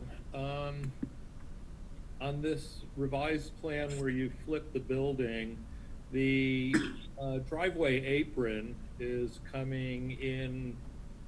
If we could move, if we could move it, there you go. The driveway apron is coming in very close to the chain link fence going over to the leased area. Now, I thought that you had, in our discussions, I thought you said that building A was going to be a drive-through building. It is a drive-through building, but we also need a driveway to get to the back part of the property. Right, but how do you drive through, for instance, how do you drive through that building? How do you know, if you enter from the back end Is there enough room to swing out back to your entrance when you come out on the, I want to say the east side? Yes, what will happen is the tractor trailers that bring in the materials will come in that driveway, go up into the back, turn around, drive through the building, and then there is the egress out the front of the building to get to Cerro Road. Or vice versa, they will come in Cerro Road, pull through the building, and then there's plenty of room in the back for them to swing around. Okay, so where actually is your entrance from Cerro Road to the property? I thought it was that, well, This area? well, I thought it was that. I thought that was the driveway apron. There is, it's going to be a wide apron going all the way from that chain link fence all the way to that southwestern part of the building. There will be a large apron there for both the building and the driveway. And then, Carrie, if you can show right where Frontier 73 pole is, there's that little island of grass that we proposed there. Yeah. Right in that area there. There's I an see. island of grass. And that separates the driveway entrance from the building entrance or exit, however you look at it. And if a truck enters the portion of the building from the yard, from the backyard, and comes straight through the building towards Cerro Road, does it, it goes straight out onto Cerro Road? It doesn't have to get back to that driveway apron. Is that correct? I'm not sure I understand. How big, okay, guess what I'm asking is, where is the entire cut for Cerro Road?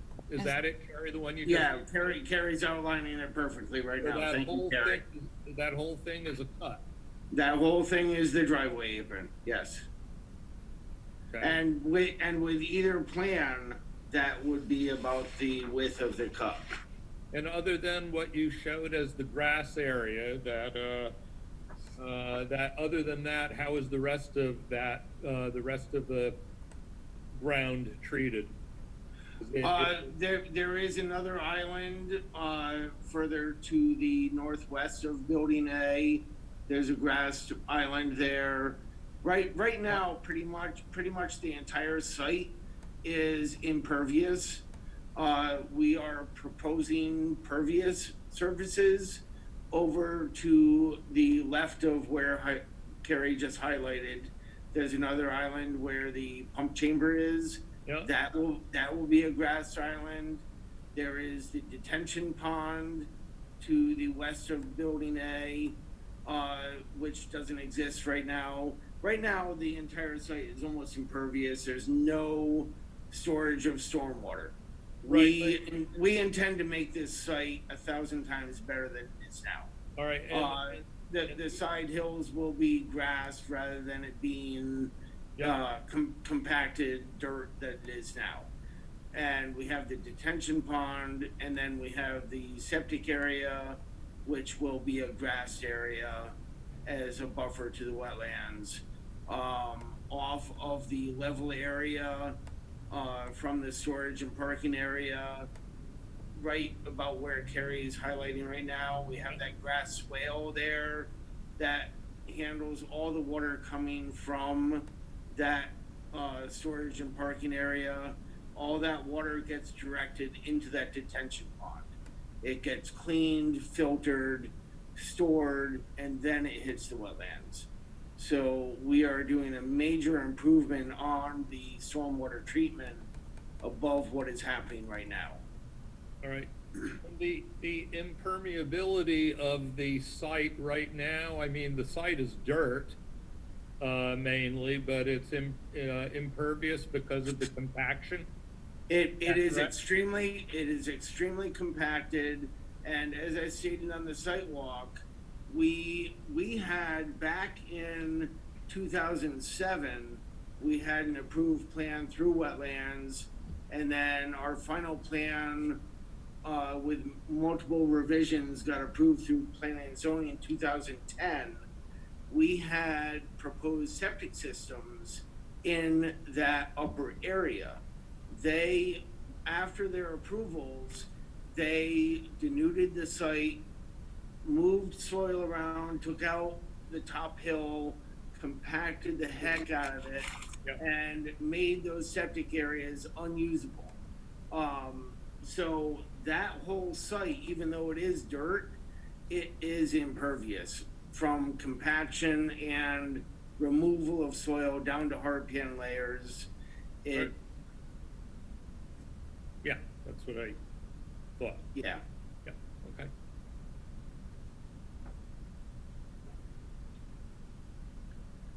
Do you want me to switch to B, or what's everyone's feelings?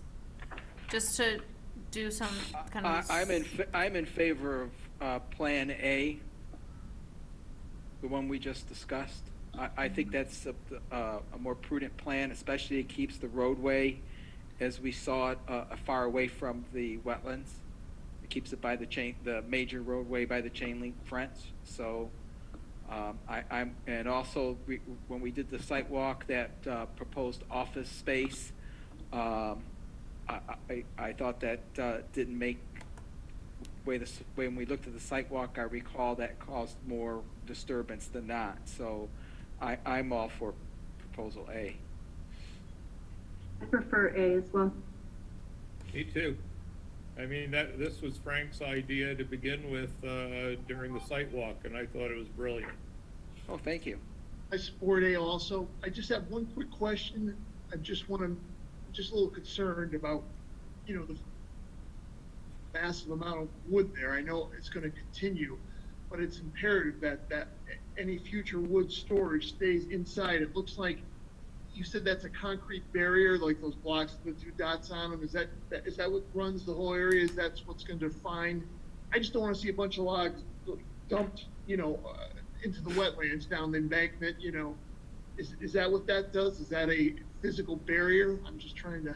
That is the what on terminology of the day are called Jersey barriers, is what the my client had proposed. We are going to do that all along that whole area there, and as I stated, that will keep any wood from rolling off into the wetlands. And as my client stated on the site walk, what you saw on the site walk was a huge amassment of wood. And that was from multiple contractors who are currently renting his property. When he builds these buildings, those people will be kicked out and they will not be around. So that huge amassment of wood you will not see on this site once he gets his buildings in and he moves his operation from his current rented site in Branford up to here. What you will see is his operation of producing the mulch and so forth and small piles of wood for his own operation. What you won't see the currently rented operation of the massive amounts of wood. What you see when you go up the dirt road now, it's all lined. So you're telling me the wood is all going to be whatever, his is going to be concentrated way in the back. So that'll be behind those barriers, and it won't be. That's where it'll be limited. Is that? Yeah, but okay. because like on the site walk, we had wood right in off of Cerro Road on the left-hand side. There were stacks of wood. Right. And then around the area of the proposed detention pond, there was another huge stack of wood. Right. That won't be there. That won't exist during this proposed plan. It's like I couldn't see how you could stock it near the Cerro Road because you're going to have a building and a driveway. There's really no other room unless someone dumps it into the wetland, which we know that's not going to happen, right? So exactly. Right now, I think there are 3 tree companies that rent space from him right now. Okay. And when he develops his property, those 3 tree companies are being kicked out. Okay, so all that activity that we see where in the front part of the property is gonna be gone, that's what you're saying? Oh, absolutely, yeah, because there'll All be a there'll be a building there. Yeah. Okay, thank So, you. so, one of the uses of the property in back will be for mulch production? I'm not exactly sure. I would have to talk to Jonathan about what he does and how he does it, but he doesn't chip things on site. There's no chipper on site. I think he brings in wood chips, stores them, composts them, and waits to send them off to his clients down in Fairfield County. That's what that the concrete barrier bin is about. He puts chips in there and lets them settle until he can sell them. I think that's what his operation is about, but I'm not 100% certain. I don't know. Yeah, I will not be making mulch on the property. Oh, thank you. Oh, I didn't realize you were on. No worries. I just figured I'd hop in on that, sorry. That's Thank fine, you very you answered much. our question, so appreciate that, thank you.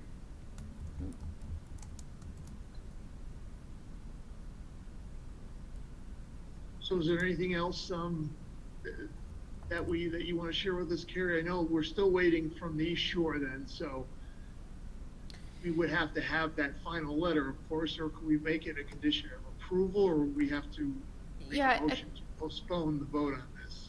So East You can have a Shore motion. has weighed in a little bit, Todd?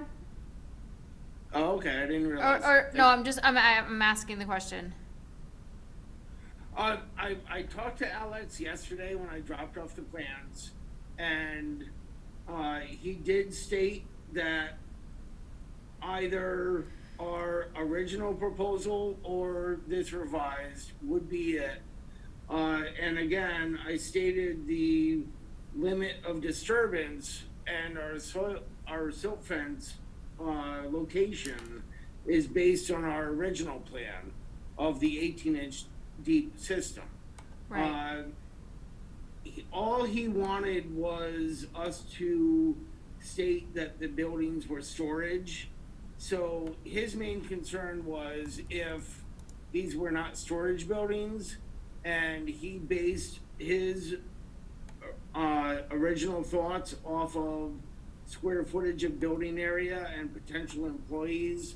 And if there were over 25 potential employees, that the well would be a community well kind of thing, and that would come under a different regulation.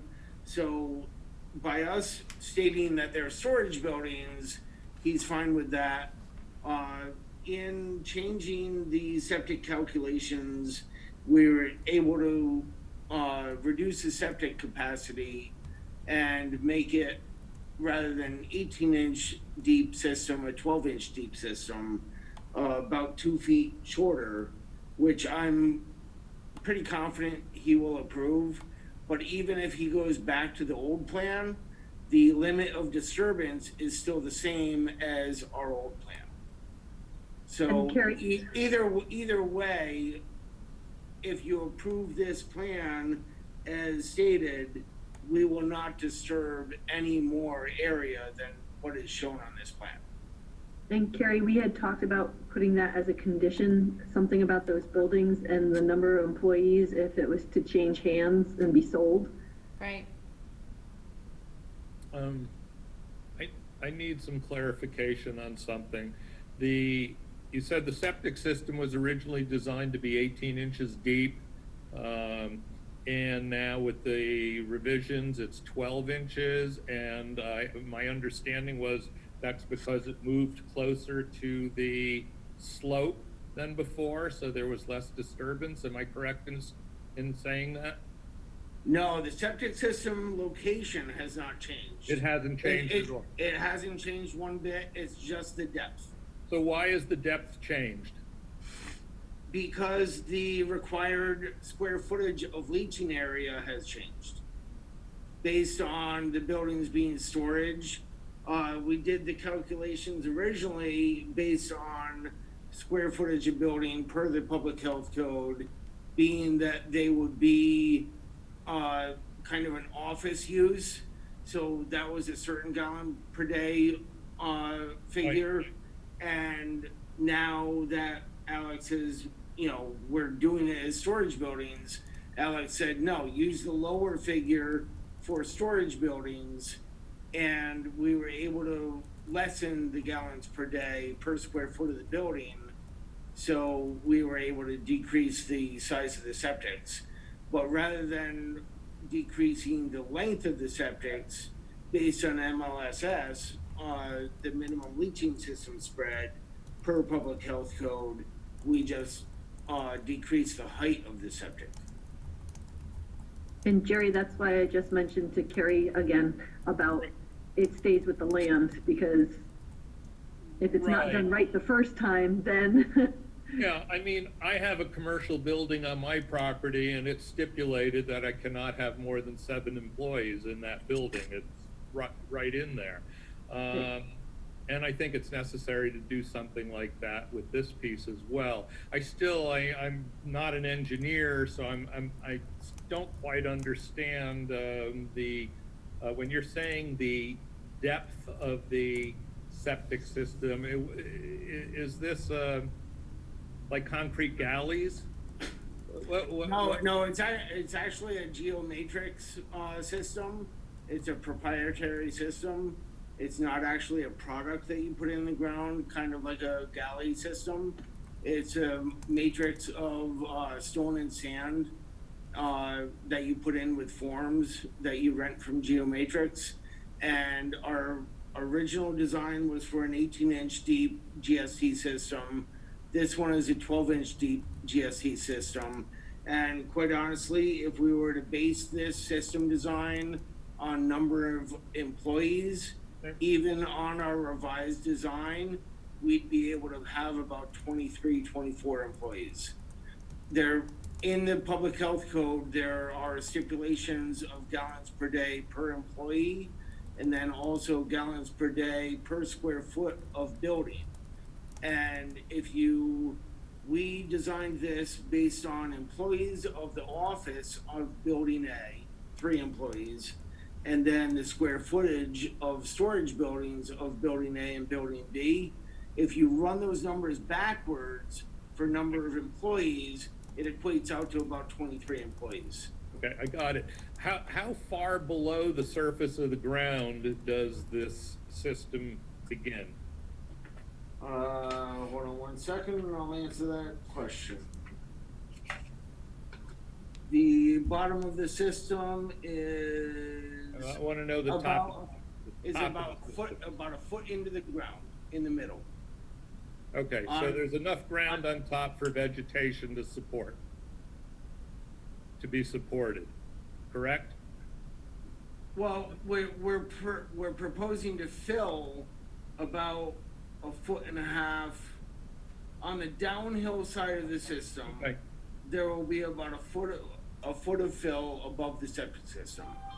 On the center line of the system, it's about maybe 1.5 feet of fill up from the system. Okay. We're taking a steep grade and kind of taking a steep grade and making it flow out and around the system. All right. The reason I ask this question is usually you always hear how green the grass grows on top of the septic system. My septic system is so close to the surface that nothing grows on top of it. And it's not an ideal situation. That should not have been approved. Okay, very good. Thank you. Yes. So, it sounds like a motion is, the preference from whom I've heard from is leaning towards option A. And I just wanted some clarification on so I have standard conditions in the draft that I had emailed to all of you prior to the meeting. And then a special condition, one would be development shall comply with requests and comments provided by East Shore District Health Department. And then what I'm wondering, Ashley, is I have use of the building is restricted to storage and office space in order to comply with East Shore District health regulations. I don't know if Yeah, that's, that needs to stay with the property if it's ever sold. so I'm just wondering, so the concern about the use goes back to the septic size? Is that what your concern is? And the well, actually, it's Yeah, both. it's Also both. it's both, and the well. So, I think what you said, there has to be, as Jerry said, there has to be a condition that they cannot have no more than X employees on the site. It would, because there's two buildings there, it's not one. It's Right. two buildings, and there's bathrooms in both buildings. So they would need to have a maximum number of employees, whatever he said the max it needs to be. Because remember, the well is tied in to the other property. Yes. So if it exceeds a certain number, it becomes a transient community system, and then they're required to do all sorts of monitoring, which they don't want to do. So and that also impacts their septic system if they go above so many people. So we have to set a limit, as with Jerry's property, that there could be no more than X number of employees. Okay. I believe the number is 25 when it becomes a community well. I think so too, but. Right, but you said your septic could only hold up to 23 if it's this other one. Yes. Yeah, and don't forget, we can't dictate what's in the other property using the well, right? So we're mostly concerned about the septic, not the well. Well, the well is only for this property, for these two buildings. Oh, I thought it was shared. No, it's shared between building A and building Oh, B. all right, I misunderstood. On this property. Okay, well then we should set a max of 23 people or something like that, if that's agreeable.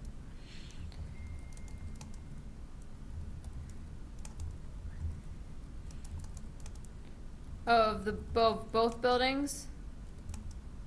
No total between the two. Yeah.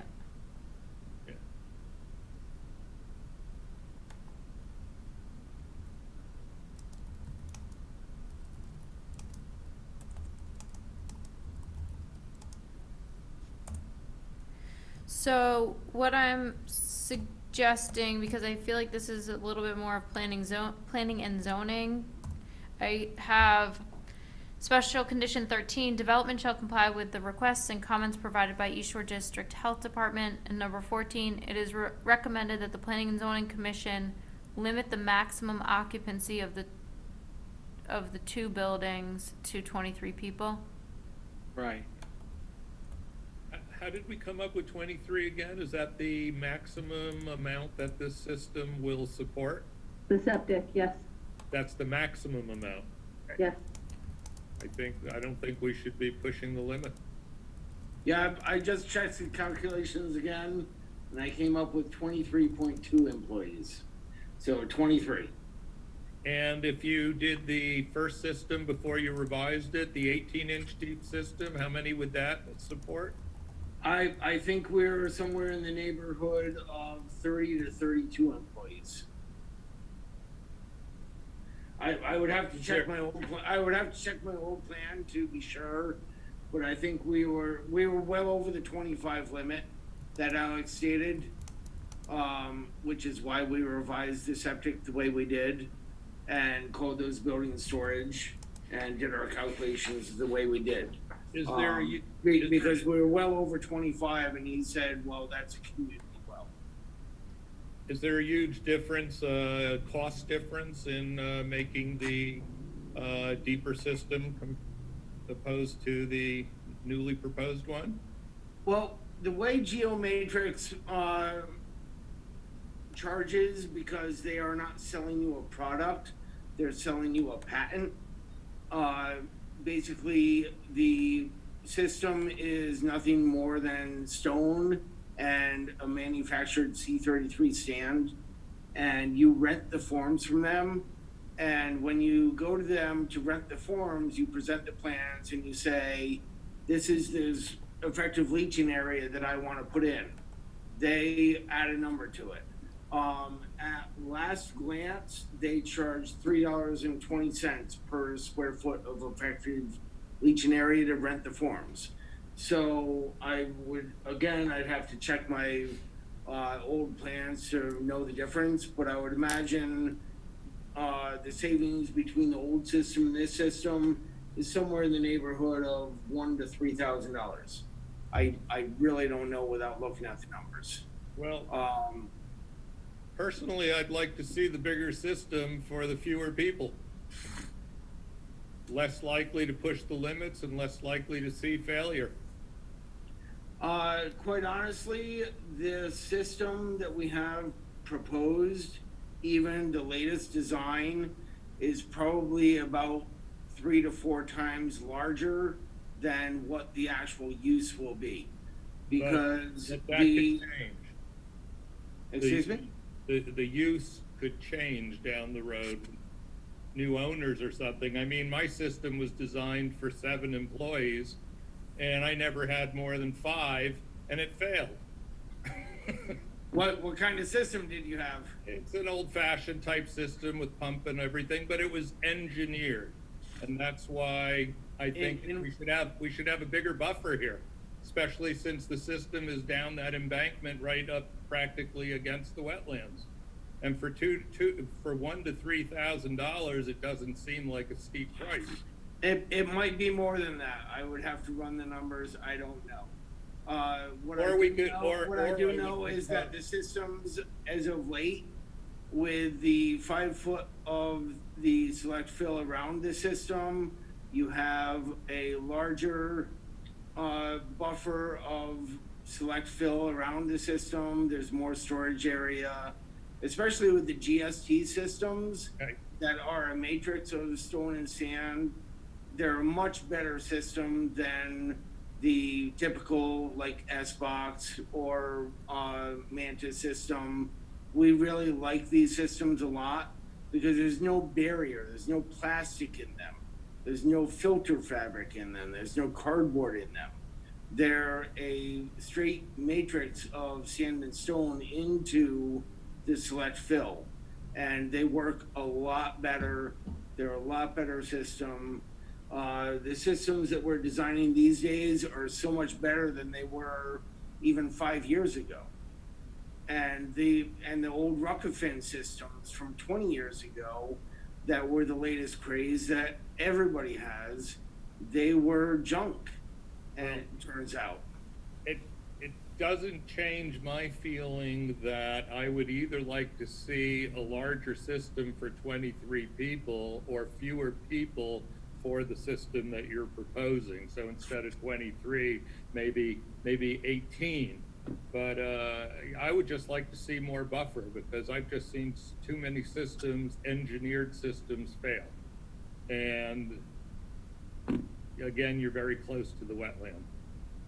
Fair enough. I would respectfully disagree with you on that. And again, I don't know if this is coming into the East Shore District Health area or a planning and zoning area on the number of people of the site. I don't know what to say here, but I respectfully disagree. Alex approved my system. How long ago? 20 years. Yeah, that's the problem. Yeah, okay, but you know what? 20 years ago, different story. I still feel that we shouldn't be. You've calculated 25.3 people, you know, and we're talking about 23 employees, potential employees, even though they may never reach that. I highly doubt it ever will. I highly doubt it also. And planning and zoning can put that limitation on the number of people. Absolutely. Yeah, I think we can. I think Wetlands can, but I think we can Okay. too, especially because it's within 100 feet of our review area. right. And I'm just not comfortable pushing the limits. And that's Fair fine, enough. Jerry. Okay.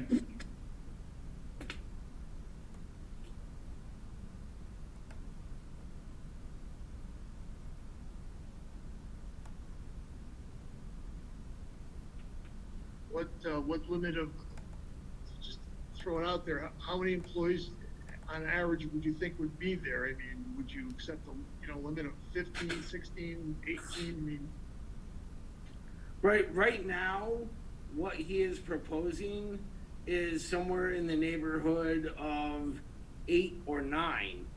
But that proposed building B, he is potentially going to be renting out part or all of it. It's probably going to be all storage. It might only be 2 employees per bay. It might only be 8 employees in that building in the back. I don't know. He doesn't know. As this thing goes on, I don't know. There's not going to be like permanent employees there working on stuff. It's storage buildings. So But since you know, don't know, there that might goes be- to Jerry's part. there might be 2 people showing up there every day for 10 minutes, half an hour. We don't know. There's going to be 4 bathrooms in building B and 1 bathroom in building A. Well, And on his operation, he has 2 permanent employees that are going to be in that office building, 3 employees that are going to be showing up to that building sporadically throughout the day.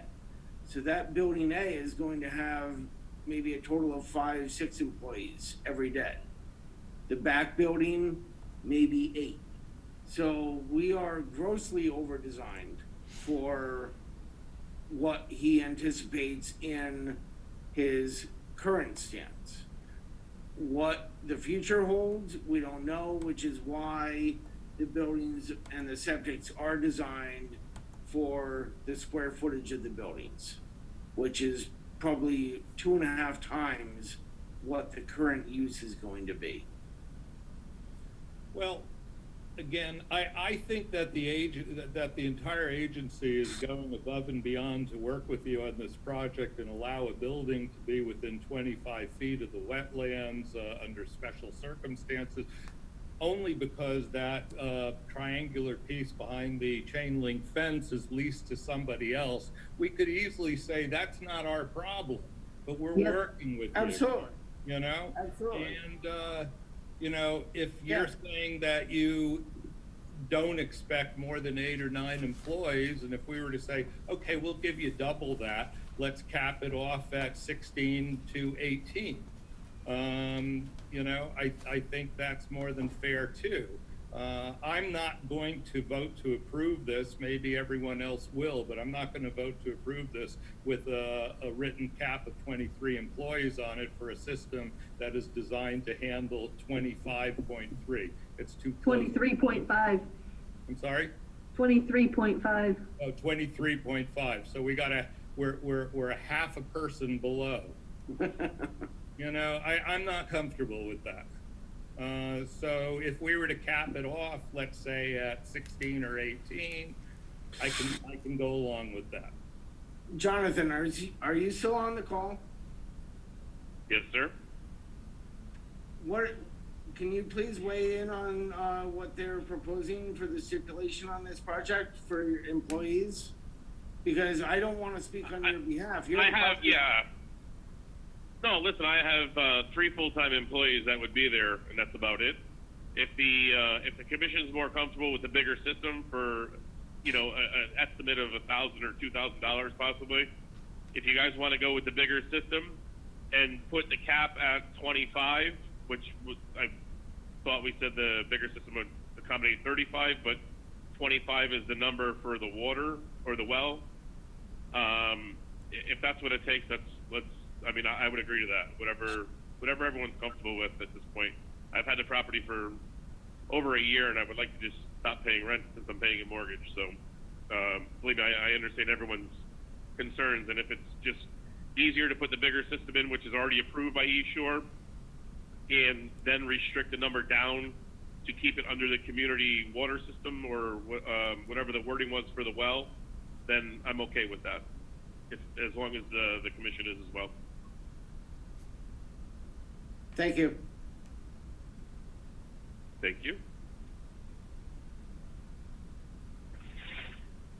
So Jerry, does that alleviate your concerns? We could do that. Are we good with the well supplying 25 potential employees? I think it has to be 24. Once it hits 25, once it hits 25, it becomes a community system. Yes, It if has we to cap be- it it at has to be 24, then we're within the threshold. Now, Okay. I think we all agree that when there still is a reserve for the septic, would that be okay, Jerry, then? Yeah, I'm okay with that. So 24 with the bigger system, The original big system. or 18 with the smaller. Whichever Let's stay with the big system and 24. Okay, I like that. Thank you. Right. And So by what the do way, you need to go look at the geomatrix site. It's a really interesting system that he described. I'll do that for my next one. Yeah, I think you have a special circumstance there, Jerry. You know, septic systems are only designed to last for 30 years. So. Thanks for that. I just glad to hear that. So what do we need to do, Carrie? Do we need a motion? So I just want clarification on this second condition. So the first special condition, number 13, will read, development shall comply with requests and comments provided by East Shore District Health Department. And then number 14, this is where I need a little bit of help. It is recommended that the Planning and Zoning Commission limit the maximum occupancy of the 2 proposed buildings to a total of 24 people, so long as the septic system is designed to handle a minimum of how many people? I think he said it was 35, 35, wasn't it? Okay. I think so. Is that, okay, does that sound okay to everyone? Yep. And, Excuse me, hey Todd, do we know if that's the number for sure before it gets approved, and then we have to put a bigger system in, or even bigger system in? No, I will design it for the 24 people based on the larger size. Without looking at my old plan, I'm not sure what the maximum number of people is. But being that you guys want the larger system, I will design it for that. I'll go over it with Alex that you guys want the larger system, but we are limiting the site to 24 people. So Carrie, instead of saying out of 35, say the larger 18-inch system instead of the 12-inch. I'm not sure what that old system that we had designed based on the number of people would accommodate. You had stated earlier that the original system would have accommodated 35 people. Approximately. That was a Well, guess. if Alex concurs with that, then I'm good with that, but, you know. I don't have our old plan in front of me, so I can't run the numbers. I don't know exactly how many people that would have accommodated. All right, so to handle Footage, a correct? minimum of 35 people. Okay. I think that covers it. does that sound okay? Does that sound reasonable, Todd?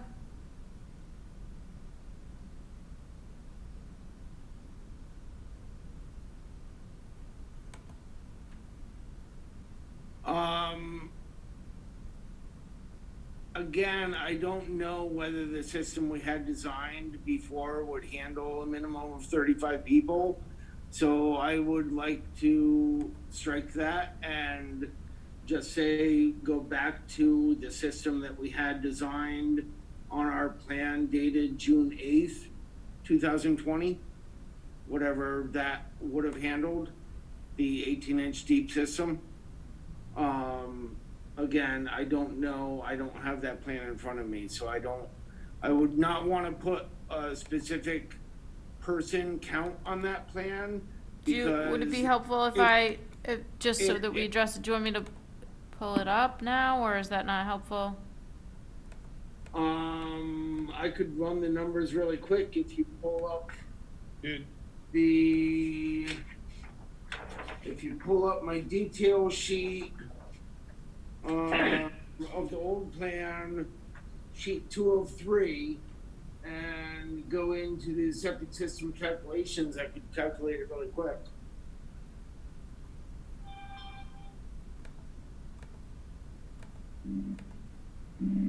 did East Shore provide, in their documents, any occupancy numbers regarding the systems?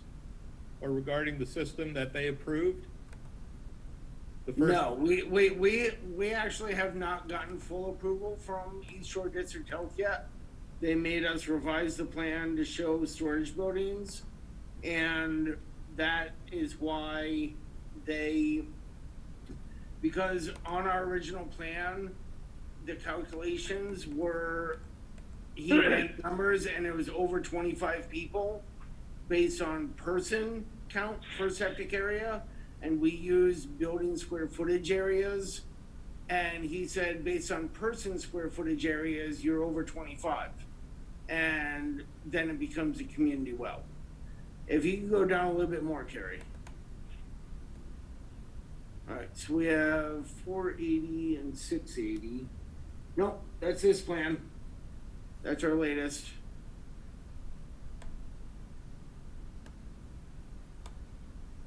All right, sorry. And actually, my battery's about to die, so I have to walk upstairs anyway, so I can pull up the plan on my computer. I have to plug in my iPad.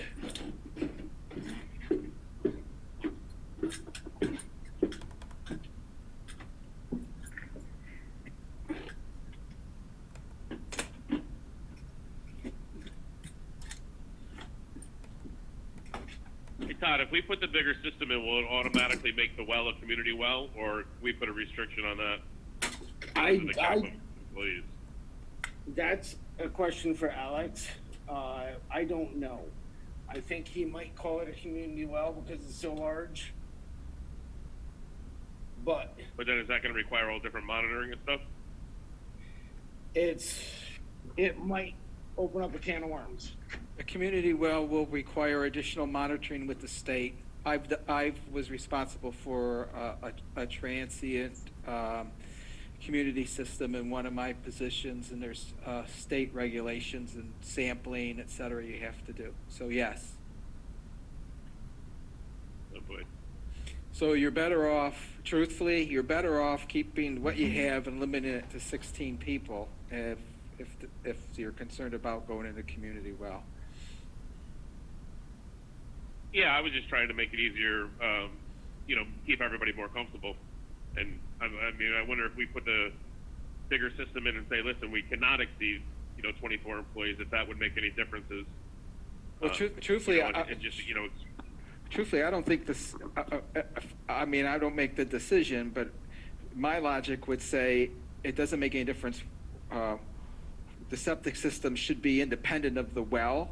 If you say that the maximum number of people that you're going to allow on the property is to be employed there is, say, 20, right? That's what dictates the community well. That's really independent of the septic system. So, Okay, great. Well, so, that's okay. I mean, that's how I think they would interpret it. That's how I would interpret it. So I think if you say, Right. I think we got two things. You got two things going on here, and Yeah. so I think just say the largest. Yeah, I wonder if we could get fine. Right. Yeah, maybe we can explain this, and for the comfort of the commission, this way we don't have to potentially disturb it in 30 years. Hopefully, it'll be longer. That we're going to restrict the number of employees to 24 to keep it under the community well. Maybe that would alleviate their concerns with East Shore. Yeah, I'd be fine. I think you're going to need that for the community well. The septic is Yep. independent of that. I mean, if he's designed if the smaller septic system is designed for 32 people, 24 people should be fine. Yeah. Well, the smaller system was 23 people, I believe. Oh, 23.2. then, okay, so why 23.5, don't, yeah. then why don't we say, to make it a margin of safety, are you okay with 16 or 18 people? Sure. Okay, so why don't we say the maximum number of people can be 18 and leave the septic system alone? The smaller system. Well, because Jerry wanted the Yeah, that larger works. system. I'm okay with that. I'm okay with the smaller system and less people, either way. I just wanted a bigger buffer. Okay, I just calculated it, based on the employee flows and what our old system was. It was actually sized for 4. We lost you. That's Right as, terrible. right as he was gonna announce how many people, of course. Story of my life, folks. Story of my life.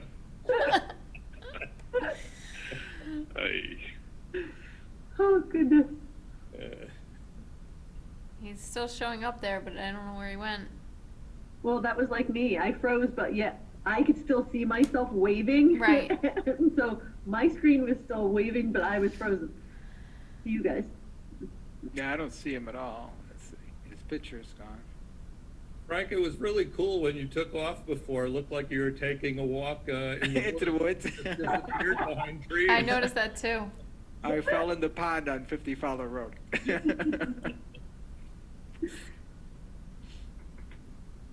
Yeah, he's totally disconnected. Yeah. He'll come back on. All right, scrap this project. Oh. Oh, no, please don't. Well, why don't we move, if we've agreed that, we know it's gonna be, if we agreed on, what'd we say, 16 people? Why don't we just move forward? 16 or 18? 18. 18's Would it be fine. okay to say if to try to put the bigger system in and cap it at 24 as long as it doesn't push East Shore into a community well, so then they don't have to do the monitoring, and then if that would make the difference, then put the smaller system in and cap it at 18. So it sounded like he was starting to say something in the 40s. Yeah, that's what I it sounded thought. to me too. Like, That's what's not, yeah, I mean, I have no problem putting the bigger system in and capping it at 24, and then but if that's going to push it to a community well and require monitoring, then maybe put the smaller system in and cap that at 18. Would that be again, I think, side note?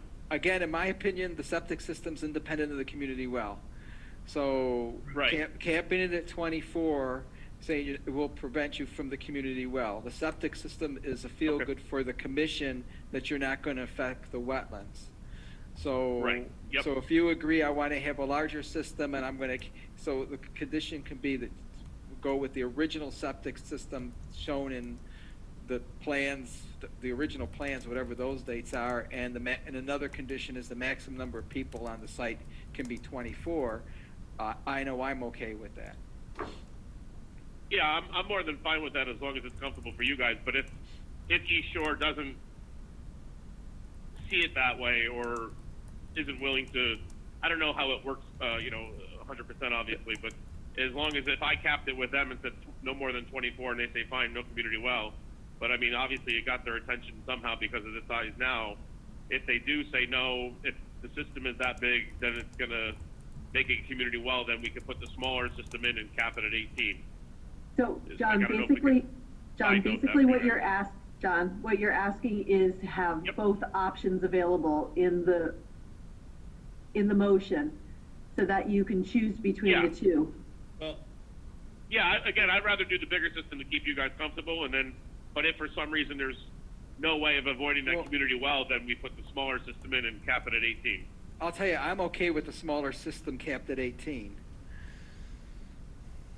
I think all of us are okay with the smaller one, and I Okay. think that Jerry and I are also okay with the bigger one. yeah, with the bigger one, I just haven't heard yet the actual number of people that it would service. Well, the bigger one was designed by square footage of the buildings, Right, and so And I that's think he was in about to say 40. and it was designed based on the fact that the buildings were office buildings, which they're Yeah. not. So that's Correct. why he said, look, they're not office buildings, they're storage or warehouse. Right. So they could go to the smaller septic, and then to avoid because we're gonna have less people, and they need to have less people to avoid becoming a community system. So I'm really okay with the smaller system and capping it at 18 employees. I think it'll be fine. I'm good with that, and I'm also good with the larger system capped at 24. So Carrie, is there a way to design a motion to give the owner the option of doing either one? Yes, I think so. It's just a question of how we want to word it. So it would have to be something with East Shore approval and then giving the two options. Right. Yeah, I honestly agree. I'd rather have the bigger system, as long as it doesn't push me to community well. So that's the way I would personally lean. If I might ask, what if you were to rent Building B, what do you foresee the uses or of that building, or what would planning and zoning allow? Right now, I would only rent it out to people that I work with, you know, doing the same thing that I do with the truck. I wouldn't, I wouldn't bring a machine shop in. Personally, I don't want a lot of traffic on the property, so I would have no problem somebody coming in and leaving. Like, that's what I do. I mean, I get in my truck every day and I leave. I'm actually on my way back from Louisiana right now. We just brought emergency generators down for the hurricane, so I haven't been there all week. And, you know, so it wouldn't be anybody setting up a shop or anything. You know, it wouldn't be a bunch of machines in there and people showing up every day. That's nothing I'm interested in. Welcome back, Todd. Sorry, everybody. My battery died. I went upstairs. I plugged it into my computer, and it wasn't charging, and then it died. And I'm not up on this iPad stuff, and I hate Apple stuff. And I tried logging back in. They wouldn't let me, and now I'm back. So I did look on my computer. I ran the numbers on what the old system design was, and it would handle 43 employees based on employee load. So we're well and above. It's not just 35, it's 43. So we are grossly over-designed. So do we want to have the motion design, state regarding the larger system, or do you want to phrase it that the applicant has the option of the size of septic system so long as there's, you know, I don't know how to, a 10 person, or I don't know what the magic number is. Can we do it as a 14 and put a period after 24 people, and then create a number 15 and say that the applicant has the option of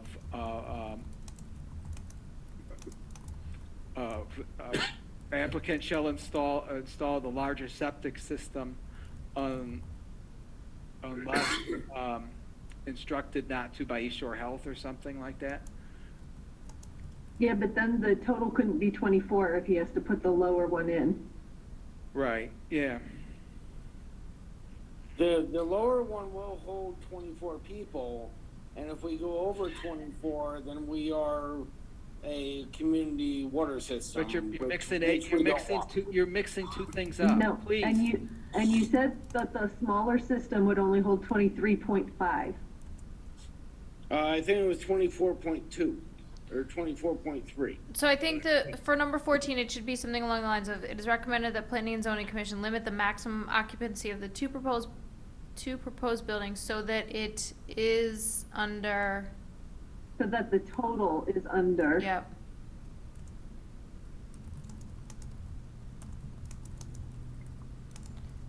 The, what's the wording, maximum, use, or it's not occupant, what's the wording for the septic system? Employees. No, Users? Flushes? I'm getting Despite punchy. the, maximum flushes. Limit 2 flushes a day per person. Capacity. Yes, capacity. capacity. Is under, is, Under the So how maximum about capacity how of the about- septic system. How about limit the maximum occupancy to 50% of the maximum capacity of the septic system? Per the requirements of, Yeah, so it is recommended the planning and zoning limit the maximum occupancy of the 2 proposed buildings to 50% of the maximum capacity of the septic system. Now you're limiting us to 11 employees on the site. All right, well, this is just, we If can you change choose the it. We smaller can change one, it. yes. This is just doing the verbiage right now, right? And that's if you choose the smaller system, correct? Yeah, so you could say, well, how much is 75% of the smaller system? That would be, so change it to 75% of the maximum capacity of the septic system. That should be satisfactory. So what is 75%? The bigger system you said would hold 40, how many people? 43. 43. So 10%. Yeah, but remember, you're talking two Yeah. different things. The community drinking water system has nothing to do with the septic. Right. The septic Right. design So- is, So the cap is 24 anyways, Right. regardless. Yeah, I think you should mention that, because otherwise then that could be interpreted as over, exceeding that 25 person threshold. So I think we Right, should and we make a could hard. put that in another bullet, but I understand what Frank is trying to get at here. Because 75% of the maximum capacity of the septic system, whichever size one they put in. So if they put in the smaller one, they only get 18 people. If they put in the larger one, they get 32. But Right. if the next bullet says has to limit the entire lot to 24 or less because of the community well, then that would satisfy the other one as well. Correct. yeah. So maybe just put it, not instead of another line, just say, another sentence, say the maximum capacity of the property cannot exceed 24 people.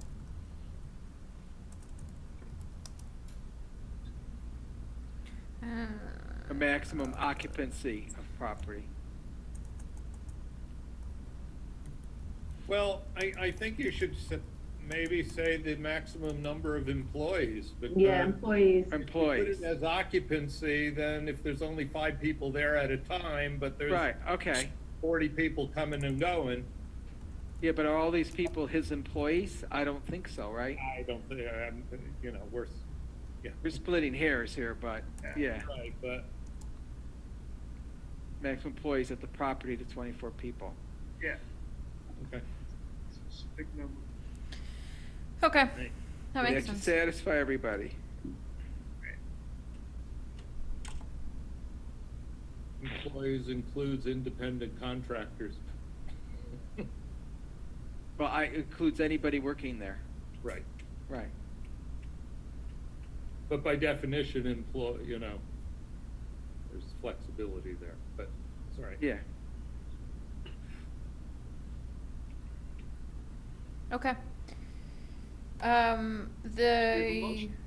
The other conditions are all standard.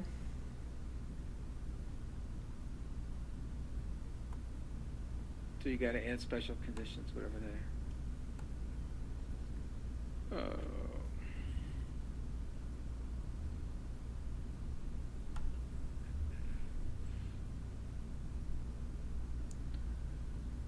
Okay. Um,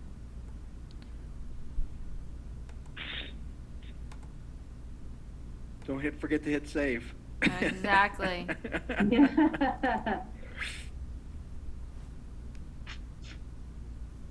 Well, I guess we just need someone to read it. Volunteers? Short one. Nobody's gonna volunteer?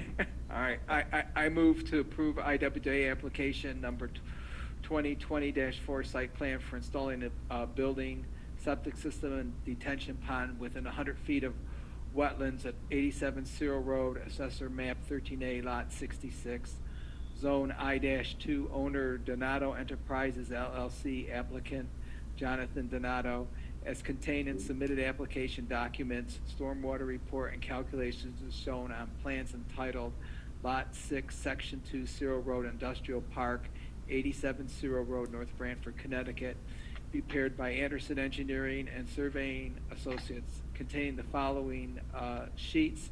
Sheet 1 of 3, Option A, Zoning Location Survey, Site Plan, and Inland Wetlands Regulated Activity Plan, dated April 21st, 2020, revised to August 24th, 2020. Sheet 2 of 3, detailed sheet dated April 21st, 2020, revised to August 24th, 2020. Sheets 3 of 3, detailed dated August 21st, 2020, revised to August 24th, 2020, with the following standard conditions: 1, 2, 3, A through D, 4, 5, 6, 7, 8, 9, 10, 11, 12, and the following special conditions 13 and 15. 13 through 15. 13 through 15. I second. Okay, all in favor? Aye. Aye. Aye. Okay. Motion passes. Good luck. Thank you very much. Have a great night, everybody. Thank you guys very much. Have a great night. You too. Thank you. You're welcome. Okay, we'll move on to item C, which is cease and desist at 1071 Middletown Avenue for Uh, Now we illegal filling and dumping of material within the 100-foot upland review area of the wetlands. Update on application and compliance. So the applicant has not been cooperative, starting to lose a little bit of patience. We issued the original cease and desist back in February. And work has not been done. They did start some initial work, but have not followed up. They did start talking with an engineer. I'm sorry, not February. It goes back to September 19th of 2019, so almost Yep. a year ago. Yep.